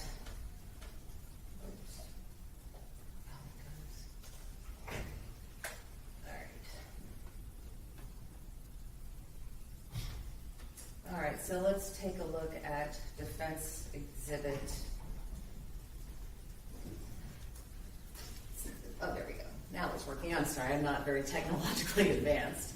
All right, so we're looking at the evidence bag, and this is the evidence bag that would have been given to you to place in the locker. Yes, ma'am. And it shows the handwriting and the chain of custody from whoever collected the evidence. Yes, ma'am. Now, we talked about the importance of using protective gear when looking at evidence. And you talked about the importance of having a clean surface and having butcher paper between the item and the surface. In states or defense exhibits number 13, 14, and 15, do you see any butcher paper on the table? No, ma'am. And it's important to have butcher paper on the table because that can reduce the possibility of cross-contamination, correct? Yeah, I can't answer why they didn't put it down. I mean, I wasn't there for that. But I'm saying that it's important to have it there to reduce the chance of cross-contamination. Yes, ma'am. So evidence that was left on the table that has not been either sterilized or that doesn't have butcher paper, or if an officer didn't change his gloves routinely, as in between every item, there's a possibility that this piece of evidence could become contaminated. It's possible, yes, ma'am. All right.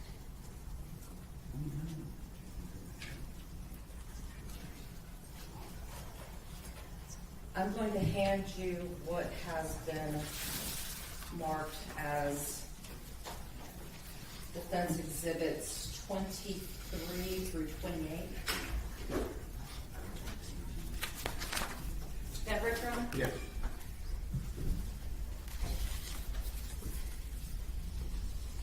Ms. Amy, if you'll look at 23 to 28, I'd like you to.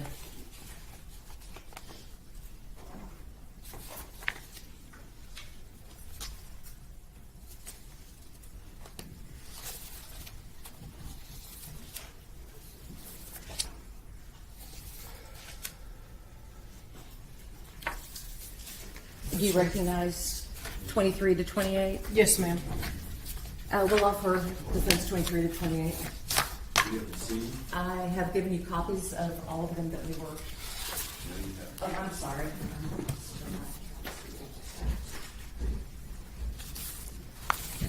Your Honor, we're going to object to these unless it's stated by the defendant exactly when these were taken, because it's our belief they were taken into evidence review when the defendant was there, and none of these items were tested. You need to lay the proper predicate. The objections to stay. All right, so when, you know, Judge, I'll hold this off and I'll talk to Mr. Yaro about it. Okay.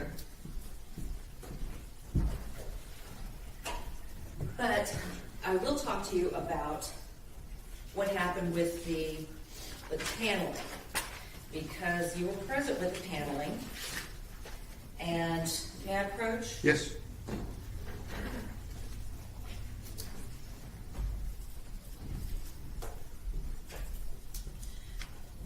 I'm going to hand you what's been marked as defense exhibits 29 and 30.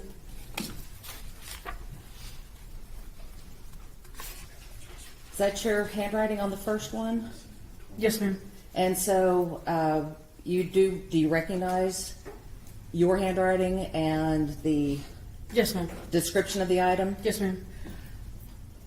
When you package something and when you store evidence, you would agree with me that it's important to store it in such a way that it does not become destroyed or tampered with or any way changed. That's correct.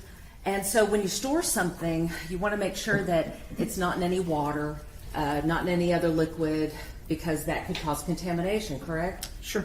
I want you to look at defense exhibit number 30. I'm sorry. Your Honor, I'm going to offer, or do you recognize state's exhibit number, or defense exhibit number 30? I don't. Okay. And I will, let me get another one for you. Okay. Oops.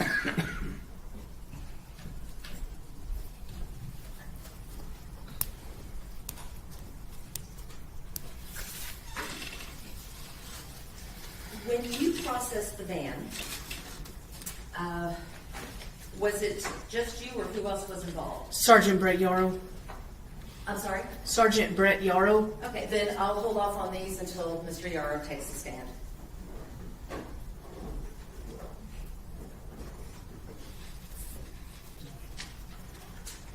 Miss Amy, the last thing that I really want to talk to you about is your disciplinary action that you had with the West County Sheriffs. You had been accused of not telling the truth to your superior officer about who had taken those photos, right? Yes, ma'am. And so you had received a complaint, and that was just one of the incidents that was listed, right? The complaint about the pictures? Yes. That was the only. Object if we're gonna go outside of the court's ruling on this. Well, let me see where we're going. Go ahead. So as a part of your complaint, you were accused of violating rule of conduct regarding truthfulness, correct? That's correct. You were given the opportunity to provide a response to that complaint, right? That's correct. After you provided the response, you had a chance to sit down with your captain at the time, is that right? Yeah, I believe so. Yes, ma'am.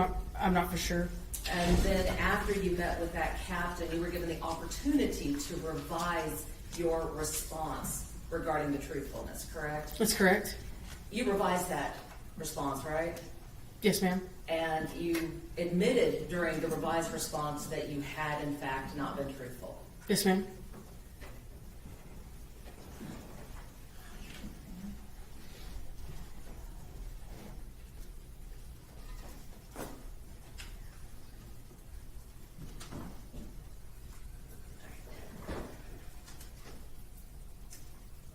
I'm sorry, Sammy, I just want to go back. Were you the one that had processed the arrest van? I assisted the FBI. I did not physically process it. No. Did you take any items from the arrest van into custody? Whatever the FBI ERT team collected, they collected it, and I walked it to our CSI locker. Were you observing the collection of that evidence? Yes, ma'am. So when you were with the arrest van, one of the items that they collected was a backpack, correct? Yes, ma'am. And that was a Dragon Ball Z backpack? Yes, ma'am.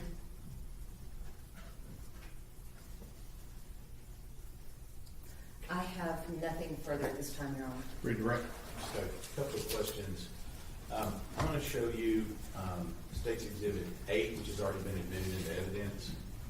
Can you change that back, please? Oh, what do you do?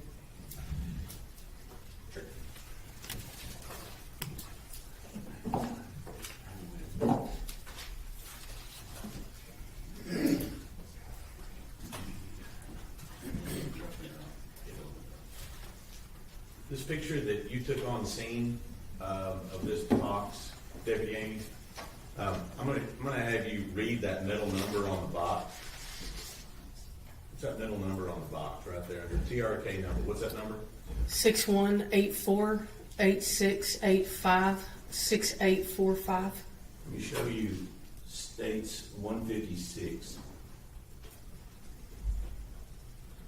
that the same number? Yes, sir. Same box? Yes, sir. Same box as you took a picture of that was provided to you later on by an attorney and Mrs. Gandy, mother of Athena Strand. Yes. That's further on. Ms. Anderson.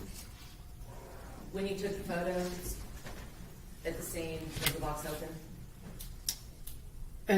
At the house? At the house, yes. No, ma'am. And when you took the photo at the sheriff's department after that box had been delivered, when it was received, had it been opened? May I look at these pictures one more time? Yes, ma'am. Nothing further. Mr. State. Nothing further on. May Ms. Amy be excused subject to any potential recall? Final state, Your Honor. Good with the defense? Yes, Your Honor. Thank you, ma'am. You may step down. Your lunch is here, so we'll start up at 12:45, okay? See you then.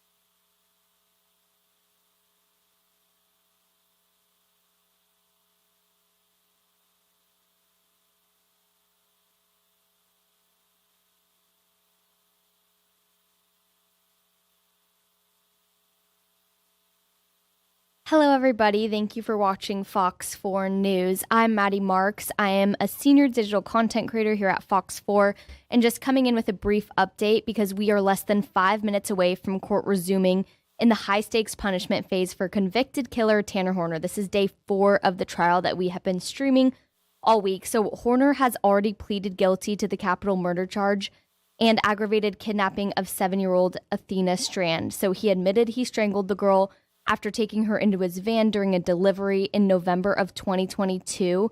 Now a jury is deciding his fate on whether he's going to get the death penalty or life in prison without parole. So he already pleaded guilty to this. The testimony this morning began with very graphic things. A ton of the court feed this morning was blurred as investigators presented new evidence. So we didn't get to see a lot of it, but FBI Special Agent Kurd Duras and crime scene investigator Elise Amy took the stand, and they were presented photos of what prosecutors are calling the abduction van. That was a lot of what we saw today in the evidence.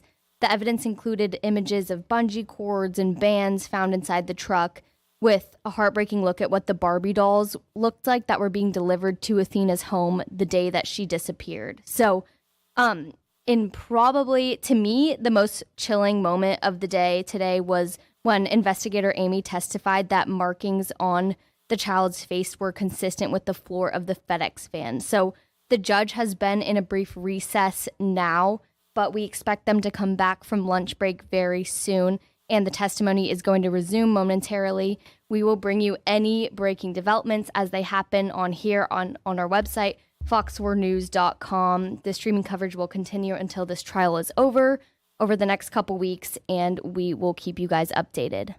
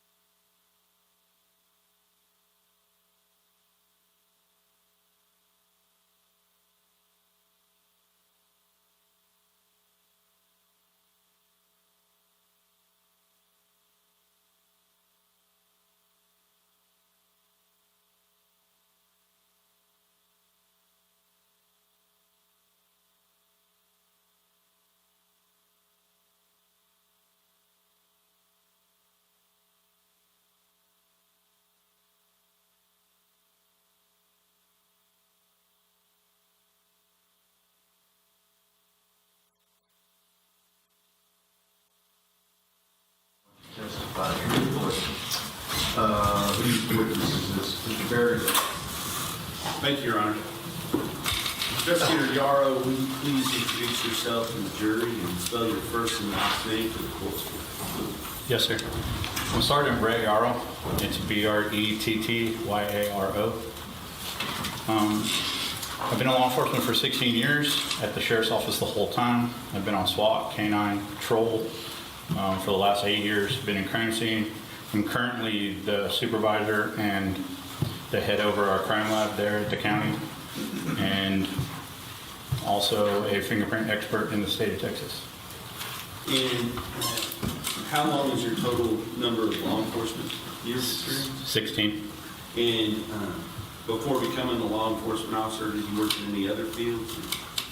Did I work in a law enforcement related job or? No. Did you become a law enforcement officer later in life? I had a first career, sir, as a motorcycle racer. Gotcha. And since you've been on the force at Wise County, you described a number of different jobs that you've held, but with it for, I believe you said the last 8 years, what have you been primarily doing? Working in crime scene, sir. And when you say you're working in crime scene, can you kind of describe for the jury what you mean by that? Yeah, so in our county, we have a little bit of a smaller county. So what that means for us is the jobs are more specialized and we do more jobs within that job. So I work on fingerprints for the county. I collect fingerprints, I process fingerprints, I put fingerprints in the computer, do comparisons. Along with the fingerprinting, we do pattern analysis on the fingerprints and other things like that. So we deal with patterns, we deal with friction ridge detail as far as the fingerprints go.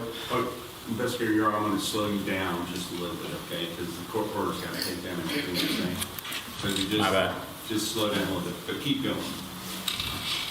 And then as far as crime scene goes, I have a number of certs from the state, from Texas A&M. So I have a forensic cert, I have a crime scene investigator cert, photography certs, blood pattern analysis. I run our AFIX fingerprint computer, which is attached to AFIS, our state system. I also am the head over our lab, and what that basically means is I do a lot of house cleaning over there. We're constantly keeping the place clean. We're working on all the different types of equipment that we have in there and working with them. So if a scene comes available, which is very broad for us, what that means is I will work anything from a sexual assault to a large-scale robbery to suicide and homicide. So we wear a lot of hats under the same umbrella. And since the time you've been in crime scene work, you and I have done a number of cases together, would you agree? Yes, sir. Okay. Including a number of homicide cases. Objection, Your Honor, relevance. Yes, sir. Let's move on. Well, with regard to that, you're familiar with investigating homicide cases, correct? Yes, sir. And as part of that, your training, have you been called upon to take what is known as buccal swabs from potential suspects? Yes, sir. And can you explain for the jury what you mean by that? A collection of a buccal swab is we're basically taking a DNA swab. It's going to be from inside the cheek area of the mouth, 2 swabs normally. They're rotated up and down between the top of the gum and the bottom of the gum line. On the cheek on the outside, the swabs are being rotated. You actually rub vigorously while you're doing that. And then they're contained in a special sealable swab that is aerated so that it won't mold or anything like that once it's put into evidence, and then they're sealed in evidence envelopes. And so, let me go back to November 30th of 2022. And then I guess leading up through December 2nd of 2022, were you somewhat incapacitated during that period of time? Yes, sir. And can you explain to the jury what was going on? Yes, I was out with COVID. Okay. And because of that, your trainee essentially was. Objection, Your Honor, that's leading. Let me hear the question. Who was working for you in the crime scene investigation unit there at the sheriff's office at that time? Sergeant Amy. Okay. And was she, tell us whether or not she was still in training or what where she was in her career at that. So she was working through the FTO process in the crime lab. Okay. And who was her FTO as far as in the crime lab? That would be me, sir. But because you were incapacitated, were you able to do that at that time? On those particular days? No, sir. Okay. So, when was the first day back for you after you were recovered from the COVID? I don't recall the exact date, to be honest with you. Were you there by December 5th of 2022 when the two vans were processed by the FBI? Yes, sir. Okay.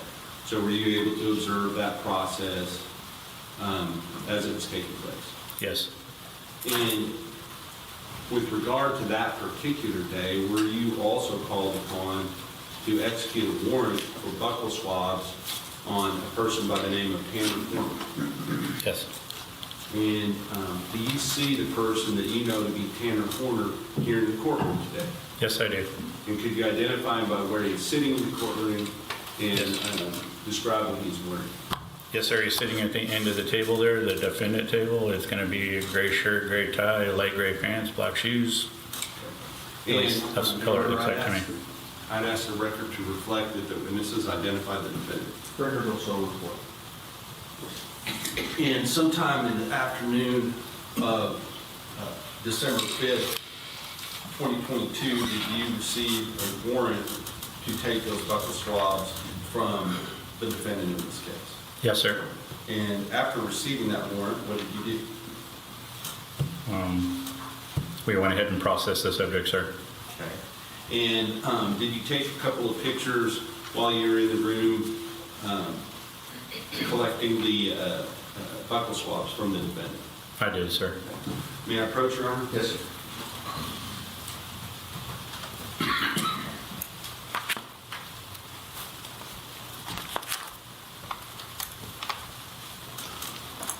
I'm going to show you what's been marked as State's Exhibit number 179, 180, 181, and 182. State's 179, is that a photograph of the warrant that you were operating under? Yes, sir. State's 180, what is that a photograph of? Of Horner, sir. Are you talking about the defendant? Tanner Horner, yes. And was that on this date at the time you were taking the swabs? Yes. Okay. And then State's Exhibit number 181, what is that a photograph of? It's a photograph of my property sheet that I filled out, and it's 4 envelopes containing all of the buccal swabs that it contained. And then State's 182, is that the actual report? Objection, Your Honor, leading. Go ahead and tell me what that is, please. This is my property report sheet, sir. And does that document when those swabs were taken and that you were the one that took them into property? Yes. All right. Thank you. Is all of the information contained on State's Exhibit 182, is that true and correct and placed there by you? Yes. Okay. I will offer into evidence States 179, 180, 181, and 182.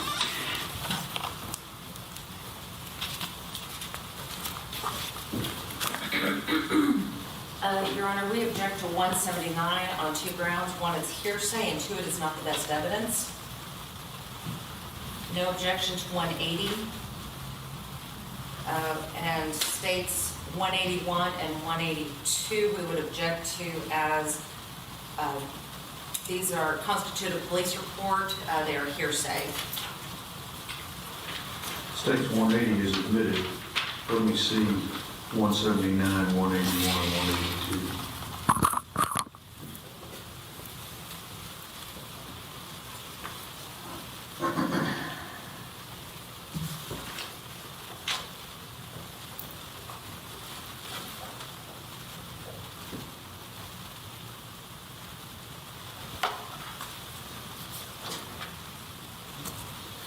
I'm going to admit 179, 181, and 182 for purposes of the record.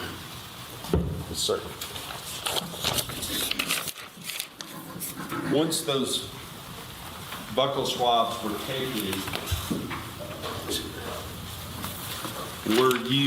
what did you do with those swabs? They were placed into evidence, sir. Now, did you also document some of the evidence that was taken first?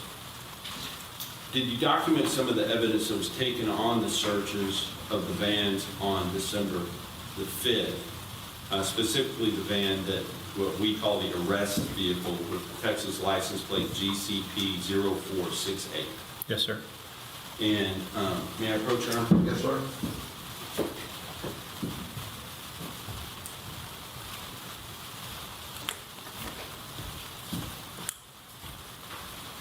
I'm going to show you State's Exhibit 183, 184, 185, 186, 187, 188, 189, 190, 191, 192, and 193. Do you recognize those photos? Yes, sir, I do. Have you looked at those prior to court today? Yes, I did. And are those all of the pictures that were taken at that time, or just a portion of them? It's just a portion, sir. Okay. And do these fairly and accurately represent items that you went through and took photographs of to document the items that were collected from the van on that day, or some of the items? Yes. From Mr. Horner's, the van he was driving? Yes. I will offer State's Exhibit number 183 through State's Exhibit 193 to the evidence.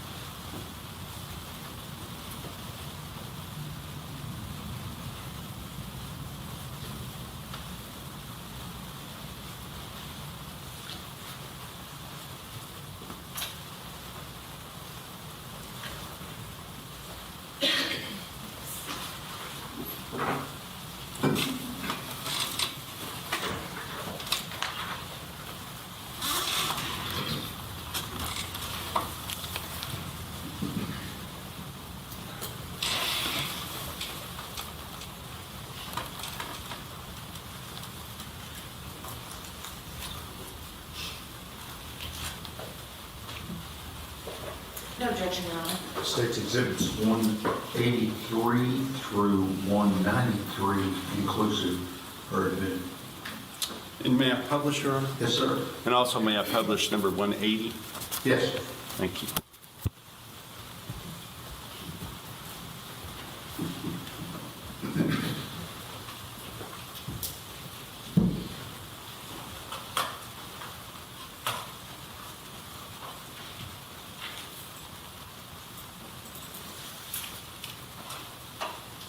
States 180, this was from the day that when was this taken again?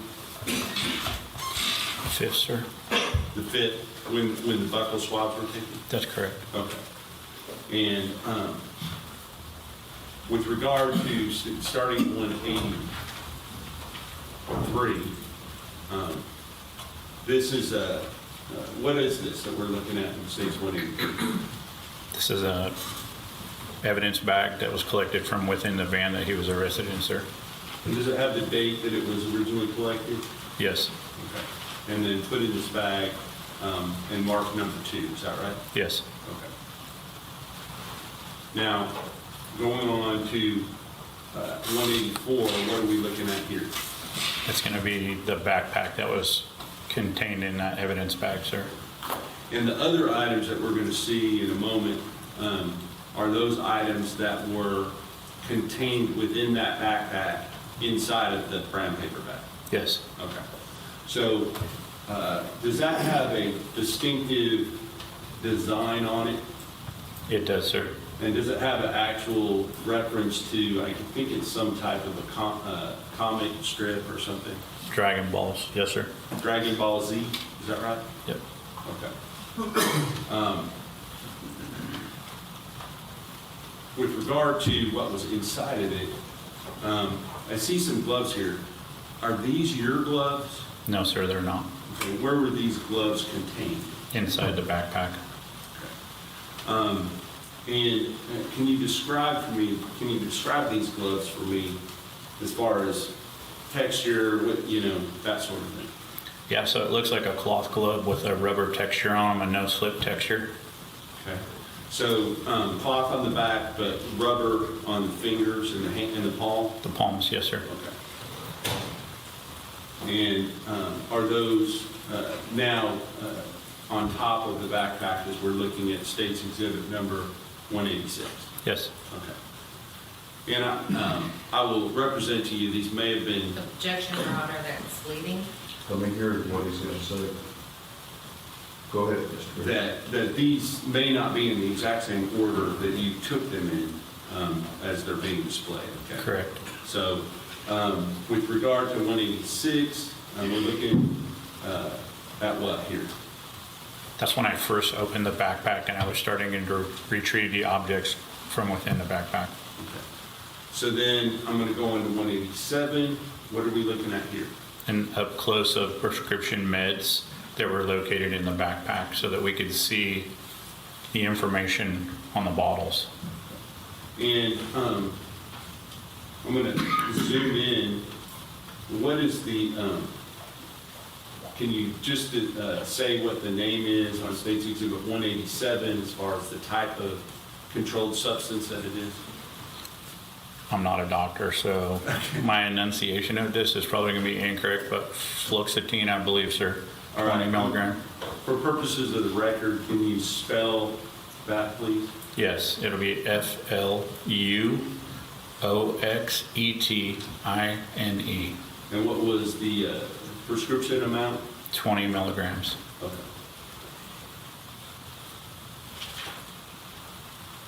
Next, we have State's Exhibit 188, and is that a different bottle? Yes, sir.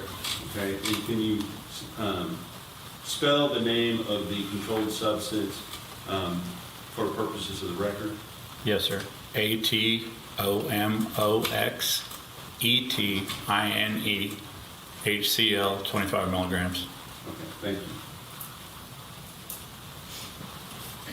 Now, are these the same two bottles that were in the previous pictures? Yes. Okay. And does it give the prescription instructions as far as when to take those? Yes. And what does it say for the bottle for the fluoxetine? To take one in the morning, sir. Okay. And what does it say with the atomoxetine? Hydrochloride. Take one capsule in the mouth in the morning, sir. All right, thank you. Now, this looks, is this the backpack or is it something different?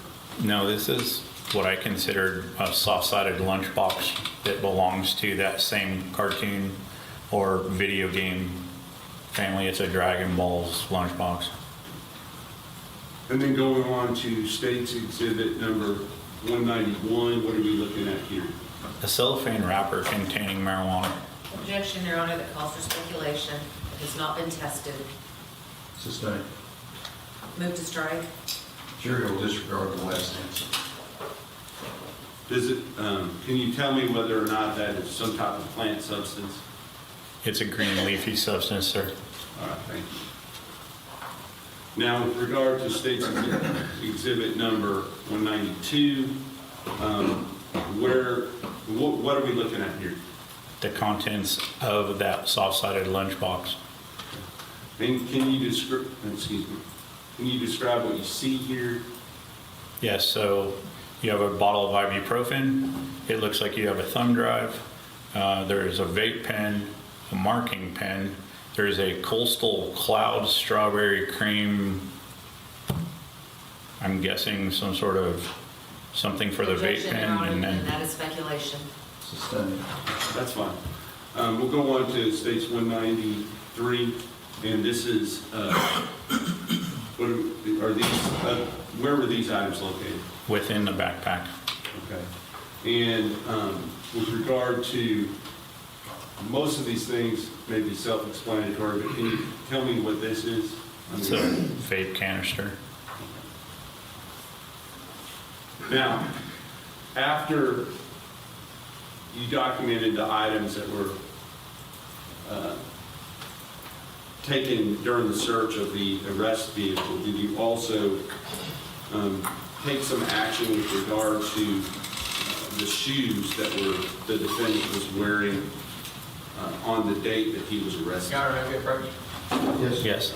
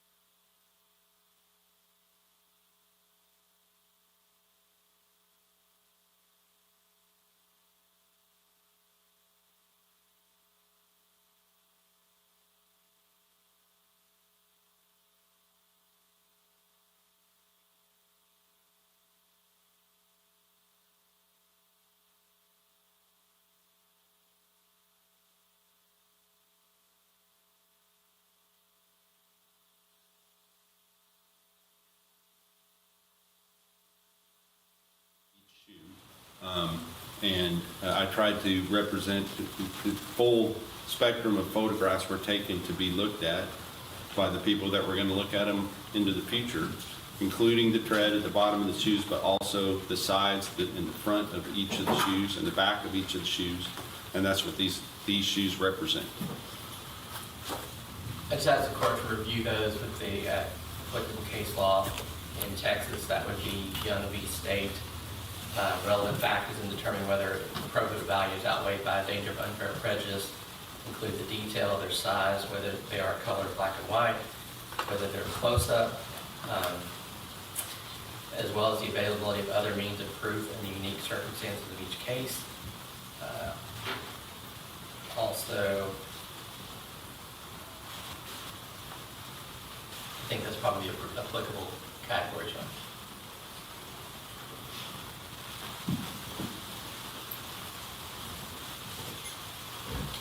Okay, I've reviewed states 194 through 206. I will overrule your objections. You may have a running objection. Yes, Your Honor, that will include the next, the witness of the test file. Okay, that's fine. Y'all ready for the jury? Yes, sir. Okay. Yes, Your Honor.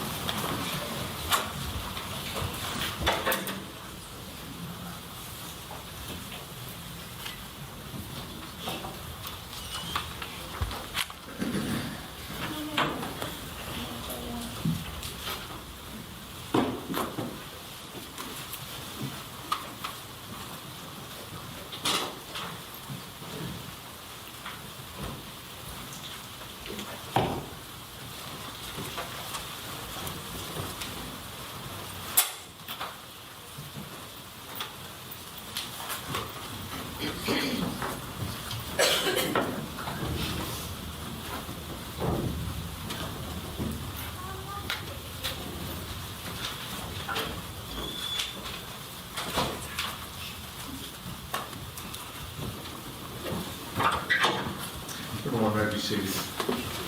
Mr. Barrett. Before I approach, Sergeant Yaro, you kind of explained to the jury. I noticed when you put on your glasses, can you kind of tell the jury why you're wearing dark glasses in the courtroom? Yes, so respectfully, they're not sunglasses. I had an eye injury on a motorcycle. I had a grasshopper at too fast, and it detached my retina. When they repaired my eye, it causes sensitivity to light, and so my prescription glasses are darker than normal. They are regular prescription glasses that transition, but they're just pretty dark. So I get this a lot. That's why they're on. Okay. They're not Oakleys. I just didn't want, I wanted the jury to understand why you're wearing glasses in court. So Yes, feel sir. free to do that. Thank you. Yes. Can I approach around? Yes, sir. That's funny. I'm going to show you what has been marked as State's Exhibit number 194, 195, 196, 197, 198, 199, 200, 201, 202, 203, 204, 205, and 206. Do you recognize the items in those photographs? Yes, sir. Where did the items in those photographs come from? The arrest van, I believe, sir. Did they come from the defendant himself? Yes. Is that? Yes. Okay. Yes. Okay. I will offer into evidence State's Exhibit number 194. Any additional objections? No further objections, Your Honor. Okay. Those are, remain overruled, and the exhibits are admitted 194 through 206. May I publish, Your Honor? Yes, sir. And members of the jury, I'm trying to find out why this is so loud. So if you can't hear, let me know, okay?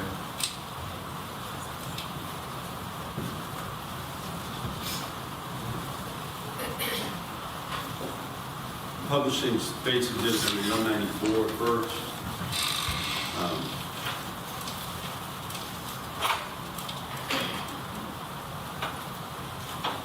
What are we looking at here? Pair of black tennis shoes covered in mud. Okay. And State's Exhibit number, let me ask you this. The first several photographs that are taken here, are those like close-up detail photographs or something different? No, sir. These are overall photographs to show the condition of the shoes when I received them. Okay, so State's Exhibit number 194, 195, I apologize, 196, 197, 198, 199, 200, 201. Looking here, beginning at 201, are these a little bit closer up? Yes, these are mid-range. Okay. And as we look at those, do you see, you talked about them being muddy, but what else do you see here that might be of evidentiary value? How far up the mud goes on the shoes, sir. Okay, so that's one thing. What about the different materials used on the shoes themselves? Objection, Your Honor. Go ahead. Yes, sir. Okay. Let's go on to the next one, which is 202, I believe.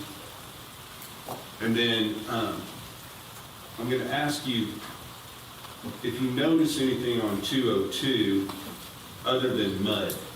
Yes. Describe what you're looking at. The texture on the material, sir. Okay.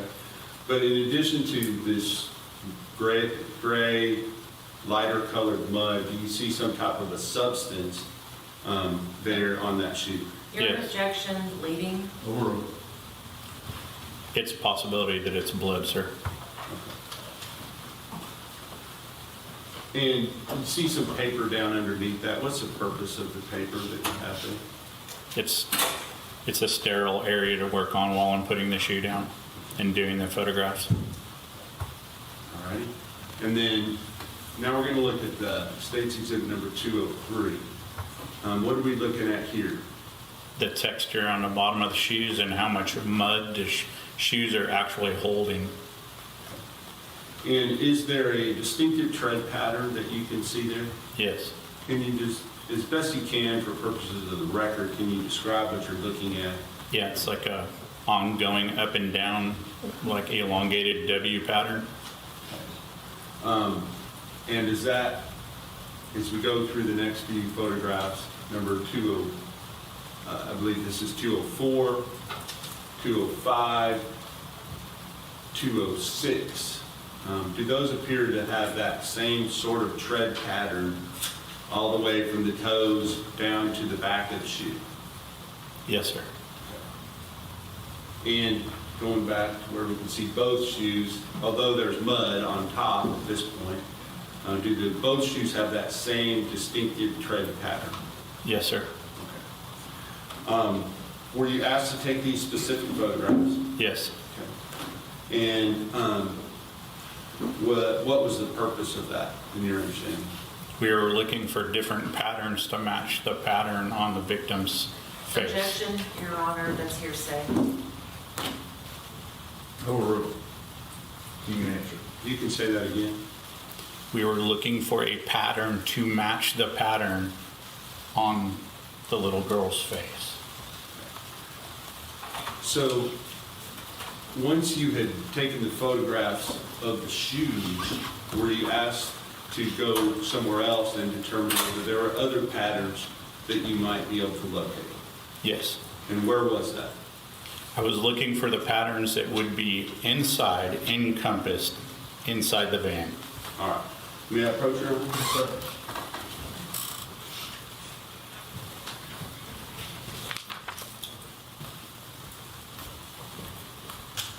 Now I'm going to show you what has been marked as State's Exhibit number 207, 208, 209, 210, and 211. Do you recognize those? Yes, sir. Where did those photographs come from? Within the van, sir. And who took those photographs? I took those photographs. And do they fairly and accurately represent what we're seeing there? Yes. I will offer into evidence State's Exhibits number 207, 208, 209, 210, and 211.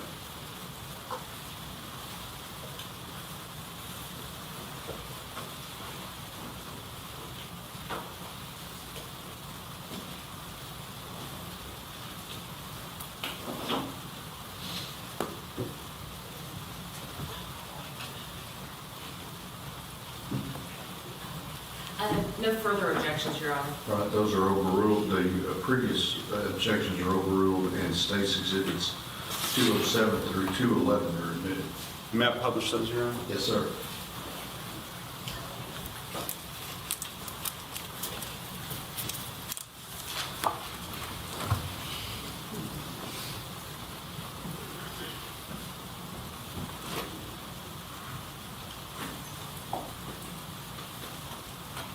I'm now going to publish State's Exhibit number 207. What are we looking at in State's 207?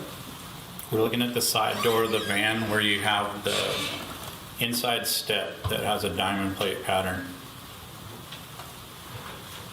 Now we're going to, is that the same thing that we're looking at, just closer up? Yes.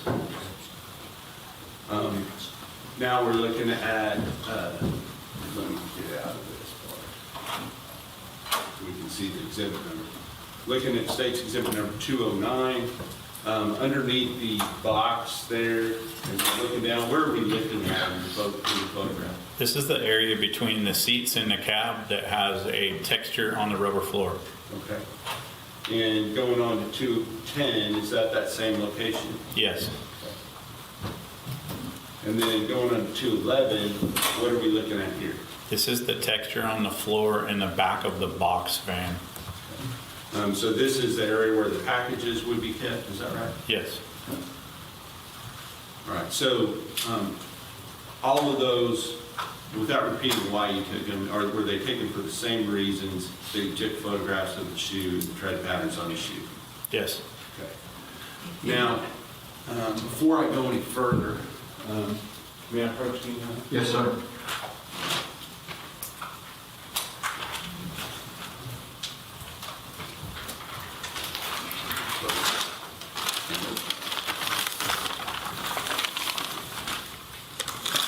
I'm going to show you two exhibits. First, I'm going to show you State's Exhibit number 230. Do you recognize State's Exhibit 230? Yes, sir. Okay, and what is State's Exhibit 230? These are going to be my buccal swabs from the suspect, sir. All right. And other than having been opened by the lab, does it appear to have been tampered with in any way? No.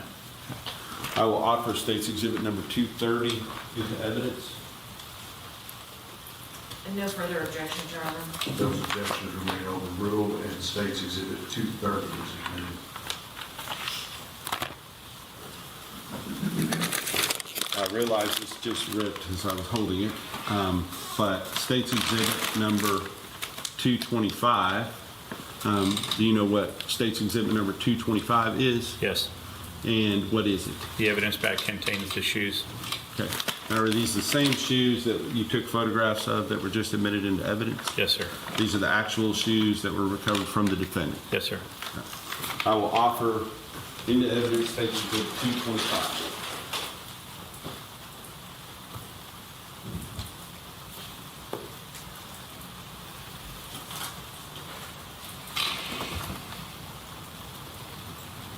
Your Honor, I would object as the proper chain of custody has not been established for this exhibit. Response? Wait, not admissibility, Your Honor. All right, your objection is overruled. State's it's 225 Yes, sir. is admitted.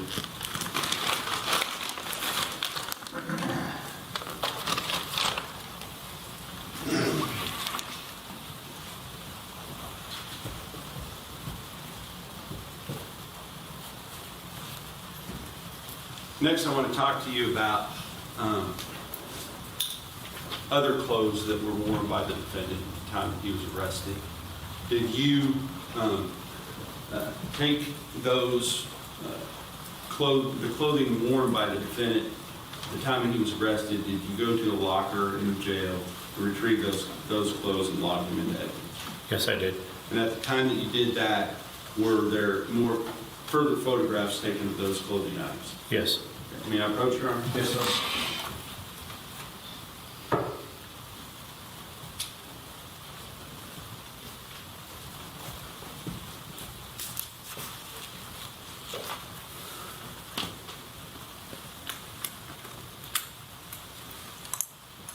Give me a collection here. I'm going to show you what has been marked as State's Exhibit number 212, 213, 214, 215, 216, 217, 218, 219, 220, 221, and 222. Do you recognize those items? Yes, sir. And are those photographs? Yes, I took those photographs, sir. Okay. And do those fairly and accurately represent the photographs you took, or at least some of the photographs you took of the defendant's clothing at the time that he was arrested? Yes, sir. I will offer State's Exhibit number 212 or 222 into evidence at this time.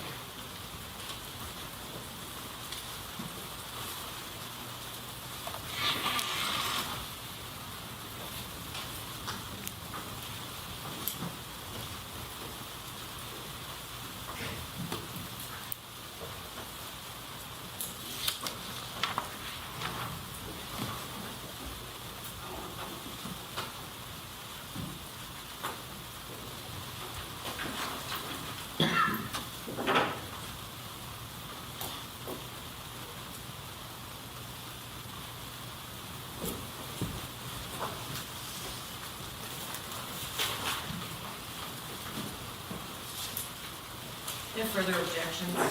Okay. The previous objections remain overruled and states exhibits 212 through 222 are admitted. May I publish those, Your Honor? Yes, sir. Thank you.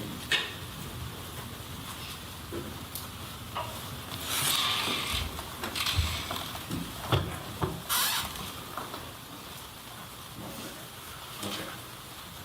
Going on to State's Exhibit 212, what are we looking at here? The locker that I retrieved all of his clothing from, sir. Okay. And then, is this the locker? Yes, sir. All right. What are we looking at in State's Exhibit 214? These are some of the contents of the locker. Okay. State's Exhibit 215? Will be Tanner's ID, sir. Okay. And does it have a name on it? Tanner Horner, sir. Tanner L. Horner? Tanner L. Horner, sir. Yes, sir. And does it also have a photograph? It does, sir. And who does that photograph depict? Tanner L. Horner, sir. And is that the same person that you previously identified as the defendant? Yes, sir, it is.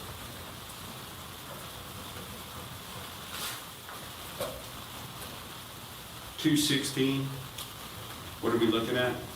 A pair of his Hanes underwear, sir. Okay. And $217, what are we looking at here? We're looking at the inside of the underwear with a scale that I was using to show the seminal fluid that's in the front of the underwear. Objection, Your Honor, that calls for speculation. Sustained. And Your Honor, may we approach? Okay.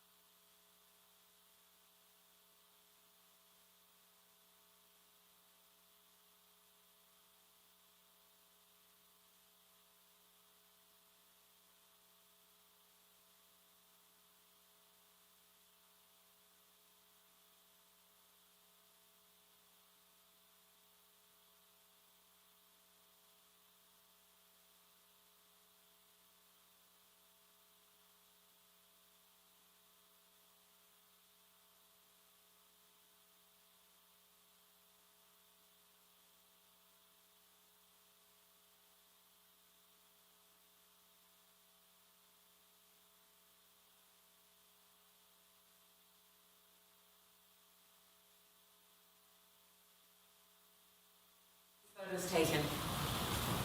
What does the date say, ma'am? You're the one who took the photos. I've worked 200 cases since then. Wait a minute, we're not gonna play this game. If you know the answer, give the answer. If you don't know the answer, say, I don't know. Yes, sir. We're not gonna go back and forth. I do not know the date, ma'am. It was done after he was arrested, correct? Yes. The items in the photos, hold on, let me make sure I have the correct. In State's Exhibits number 212 through 222, those were all taken at the jail. Yes, ma'am. The incident in this case occurred on November the 30th, 2022. Do you recall that? Okay. And Tanner Horner was not arrested on November 30th of 2022, was he? I don't know, ma'am. I was out then at that time. When he was arrested on December the 2nd, 2022, correct? Okay.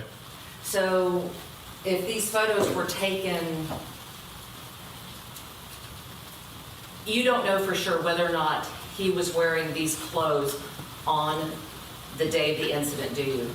Well, I would think that he was wearing these clothes, ma'am, and the reason I say that is these were taken off him when he came into the jail at the time of his arrest. So if the time of the arrest occurred 2 days later, you don't know, you're guessing that he may have been wearing these on the day of the incident.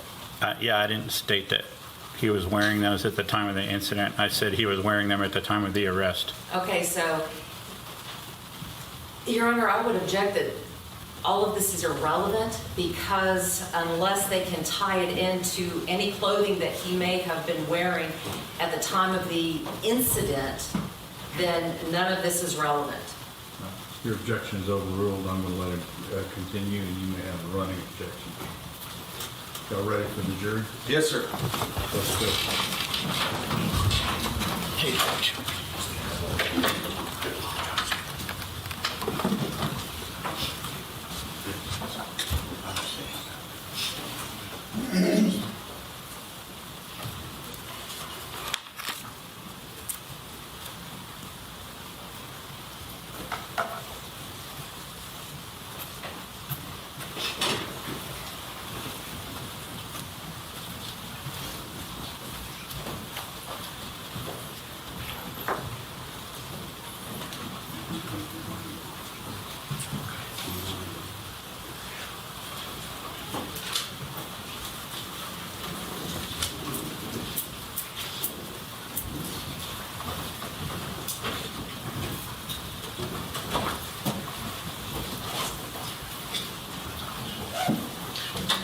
Everyone may be seated. Mr. Perry. Thank you. Go on.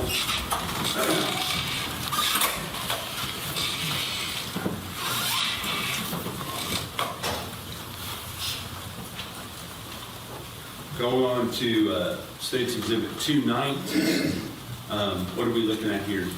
A pair of denim pants, sir. Okay. In all of this evidence, did you actually do some further processing on this that is not exhibited here in the photographs? Yes, sir. Okay.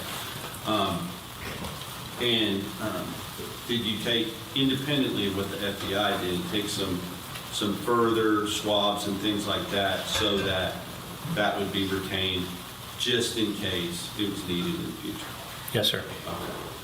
Now, with regard to State's Exhibit number 220, what are we looking at here? It's a FedEx shirt. And is this that same shirt in 221? Yes, sir. And then State's 222, what are we looking at here? A right and a left sock, sir. Black in color with a gray toe and a gray heel. And I am going to show you something that's already been admitted into evidence now as State's Exhibit number 223. Do you recognize what we're looking at here? Yeah, it's a drawing inside the interview room. Objection, Your Honor, I don't believe that's been admitted yet. No, it has been. It has? Okay. Yes, 223 is admitted. My apologies, my notes don't reflect that. No worries. Just for purposes of the record, Your Honor, it was admitted during the testimony of Joe Westman. Okay, thank you. 224 is not? Okay. So, Yes, 224 is not admitted. Okay, so 223, where did they say that that photograph was taken? Inside the interview room in the CID office, sir. It was at the same room that the vocal swabs were taken in? Yes, sir. And at that time, did you notice this writing? Yes, I did. And later that day or the next day, did you come back and take these photographs? Yes. Okay. In addition to 223, may I approach your Honor? Yes.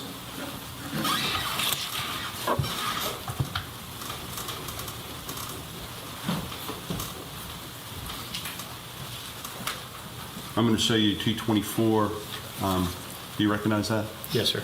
Is that a photograph of essentially the same thing? objection, Your Honor. Leading. Please tell us what that is.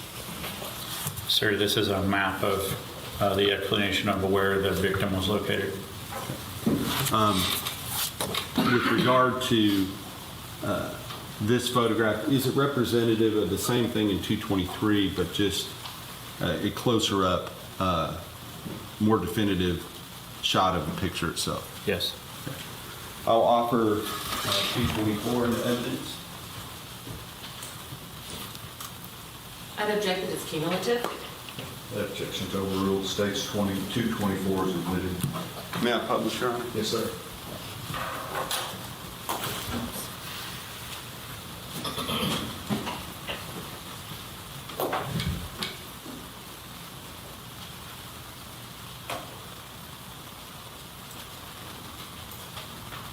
On State's Exhibit number 224, can you see this writing in red down here? Yes, sir. Would you please read that, what's written there? He's going to hurt me, period. Please help. Now, one further thing, may I approach again, Your Honor? Yes, sir.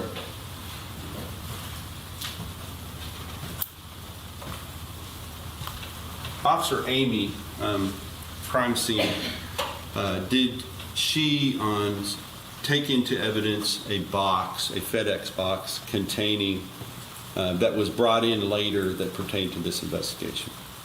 Yes. Okay, and did you then take that out of locker one and then bag it up as you see here? And I'm going to show you the mark. Exhibit number 159. Is that the box that we were just talking about? Yes. And, Your Honor, I will also take exhibit number 159 evidence.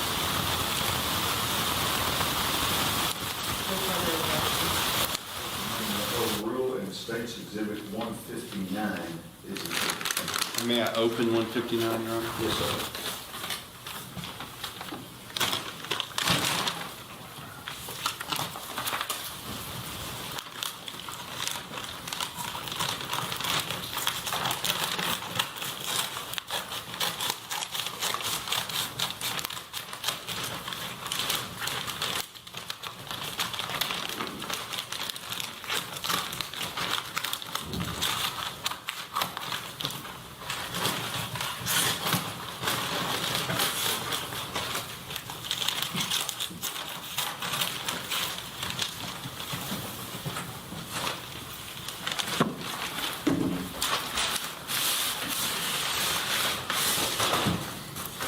Is this the box that was contained inside of that? Yes, sir.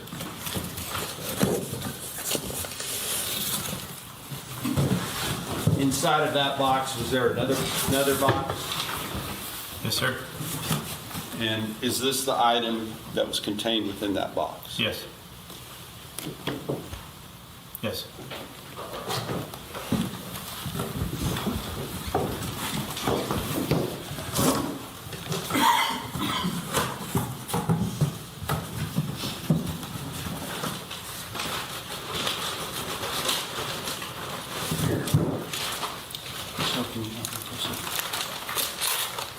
We can do that. Thank you, sir.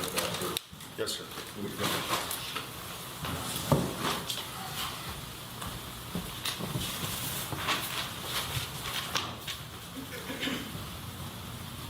Final thing I want to ask you about, Investigator Yaro, sometime, can I have just a second? I need to look up a specific date on,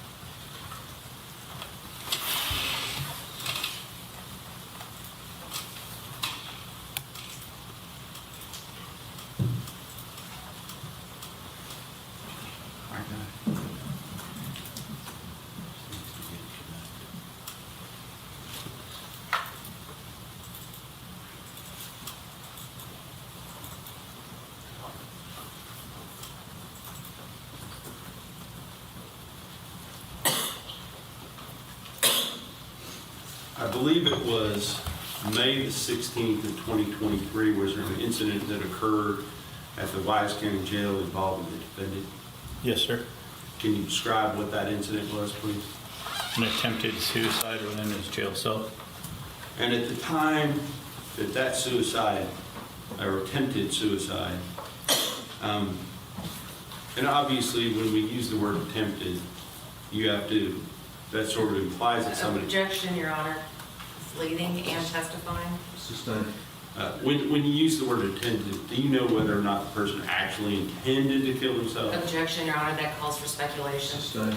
Okay. With regard to that incident, when that incident occurred, were there some letters left by the defendant at that time? Objection, Your Yes. Honor. It's leading. Overruled. You can answer that. Okay. Were there some letters left by the defendant? Yes, sir. And who were those letters essentially addressed to? I believe there was a letter to law enforcement, a letter to his family, a letter to the victim's family, and an additional letter, I believe, to a clergy member Okay. or a pastor or something. And did you collect those? Yes, sir, I did. And if you were to come back here on Monday, would you be able to identify those? Yes, sir. All right, thank you. Yes, sir. I'll pass the witness. Cross-examination. Yes, Your Honor. Thank you. Sergeant Yaro, how are you doing? Good, ma'am. How are you? Doing well, thank you. I just want to talk to you a little bit about what it was that you collected and what it was that you processed in this case. Okay. So I understand that you processed the FedEx truck where the where the incident occurred, is that correct? Yes, ma'am. And you served the search warrant for the buccal swab on Mr. Horner at the jail. Yes, ma'am. And then you processed the clothing that was in the jail. Yes, ma'am. Okay. Let's talk about the shoes and the clothing. Okay. The shoes and the clothing that were collected in this case were not collected on the date of the incident, were they? I only know that those were the clothing that he was wearing at the time of his arrest. So you don't know if he was wearing this clothing on the date of the incident, do you? I do not know that. No, ma'am. And you don't know if those were the shoes he was wearing on the date of the incident, do you? I do not know that. Okay. With regards to the clothing, when they were stored at the jail, how were they packaged? How they were packaged Yes. when I got them out of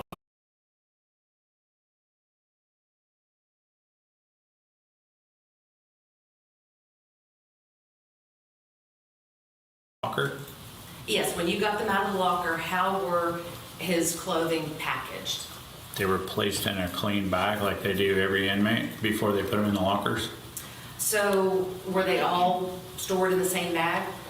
They were all in the same bag, ma'am, yes. So at that time, his pants, his shirt, his underwear, his jacket, they were all stored in the same white bag. Yes, ma'am.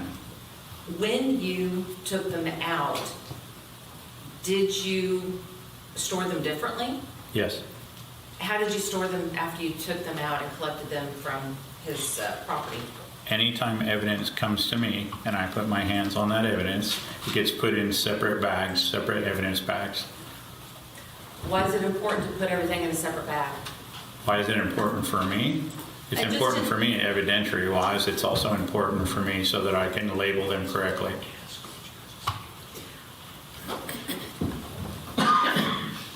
Another important reason to put everything in separate bags is to avoid contamination, correct? Yes, ma'am.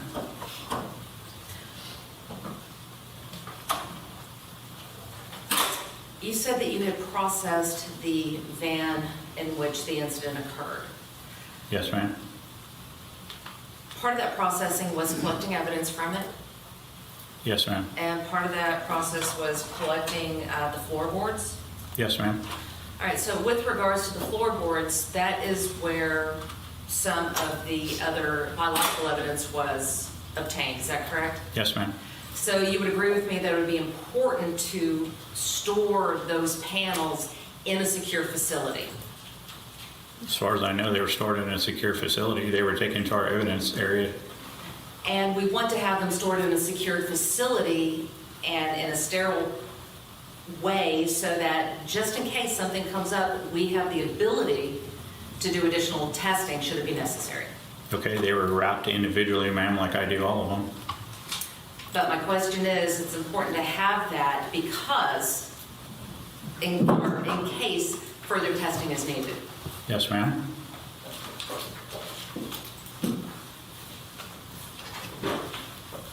May I approach, Your Honor? Yes, ma'am. Sergeant Yaro, I'm going to show you what has been marked as defense exhibits number 31 through 34. If you take a look at those for a moment. Yes, ma'am.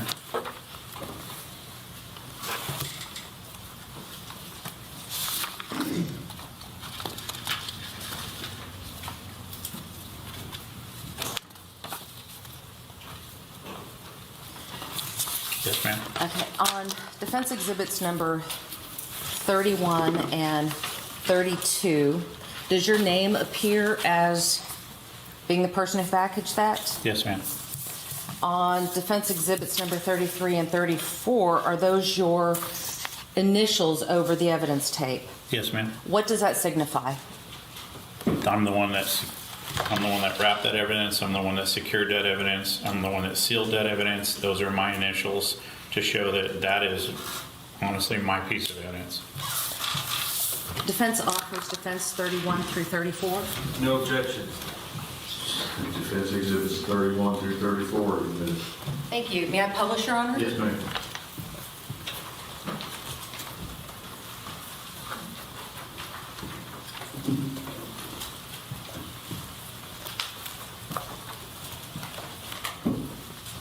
Sergeant Yaro, you would agree with me that there are some stains on the brown paper wrapping that exhibit, would you not?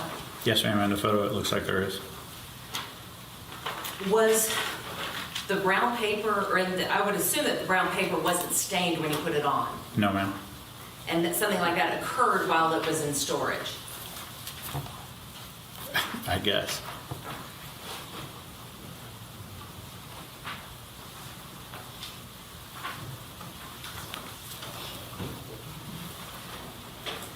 Sergeant Yaro, how long have you been with West County?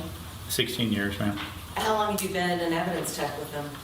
In evidence tech, ma'am. Or in working with CSI? In 8 years, ma'am. During that time, it's not uncommon for defense attorneys to want to come in and view the evidence, is it? No, ma'am. And when the defense attorney comes in and views that evidence, usually you have the prosecutors are there, members of the sheriff's department will be there to observe everything. Yes, so you're talking about an evidence review, right, ma'am? Yes, Your Honor. I mean, let's try that again. It's been a long week. I realize we don't look alike. Well, you have the same haircut. There you go. Sorry about that. That was a good minute. All right, so Sergeant, when the defense team comes in to review, or when a defense team attempts to come in to review, or when they do come in to review the evidence, it's still important to maintain the sterility of the environment. Would you agree? And so, let me get this straight. You want to know at that time that you guys do the evidence review in the area that we're doing the evidence review, or the area that the evidence is housed? In the area that we're doing the review, you still want to put down butcher paper, don't you? I do not if it's already wrapped, ma'am. And if it gets unwrapped, you want to have that evidence placed on butcher paper, don't you? So it depends on the evidence review. To be honest with you, I have been through several of those. Not everybody opens evidence up. They want to look at markings. They want to look at seals. They want to look at chain of custody. So not every time. So. All right, so the best practice if that evidence is opened would be to place it on a... We would put paper down, ma'am. The other thing that's important is that the person handling the evidence has gloves on. Yes, ma'am. Because again, that evidence is still in play in a case, isn't it? Yes, ma'am. And it could be that there's other evidence that needs to be tested. Okay. And if you don't follow those procedures, there's a possibility that contamination could occur. Yes, ma'am. You have heard, Your Honor? Yes, ma'am. Sergeant Yaro, I'm going to let you look at what has been previously marked as defendant's exhibits 23 through 28.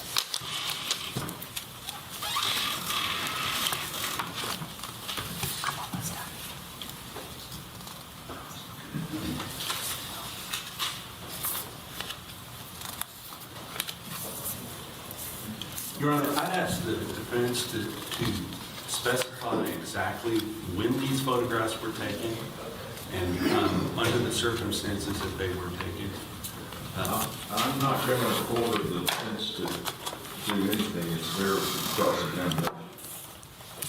All right, so Sergeant Yaro, you testified previously on direct that you had taken into custody a backpack that had Dragon Ball Z. Yes, ma'am. And defense exhibits number 21 through, or 23 through 28, does that appear to be the same backpack that you took into custody? Yes, ma'am, it does. Does it appear to have the same contents that you had taken? Yes, ma'am. We offer state, or defense 23 through 28. When were these taken? Your Honor, the evidence review in this case occurred March 22nd. Your Honor? Do you have an objection? I object, yes. The proper predicate has not been laid as to when these photographs were taken and the circumstances that they were taken. Objections are overruled. Defense exhibits 23 through 28 are admitted. May I publish, Your Honor? Yes.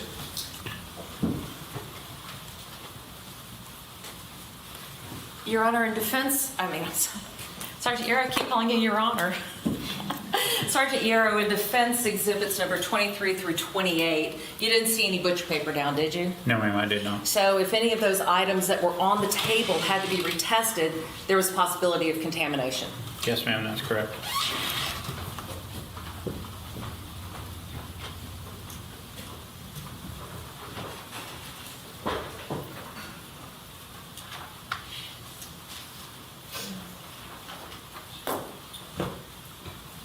May I have one moment, Your Honor? Yes, ma'am.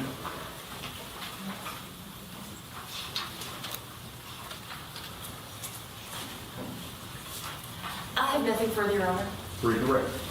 Investigator Yaro, since you're coming back on Monday anyway, would you check on the date? of the Objection, Your evidence? Honor. Leave. Let me hear the question. Would you please check on the date that the evidence review took place in this case? Yes, sir. And will you also check and see if there has ever been any request to retest any of this evidence? Objection, Your Honor. Again, that's not a proper question at this time. Overruled. Will you do that? Check. You can Yes, answer. sir. Thank you. No further questions. Ms. Anderson, I have nothing further. may the witness be excused subject to any potential recall? Yes, Your Honor, we intend to recall first thing Monday. Okay. Thank you. Thank you, sir. Let me see y'all.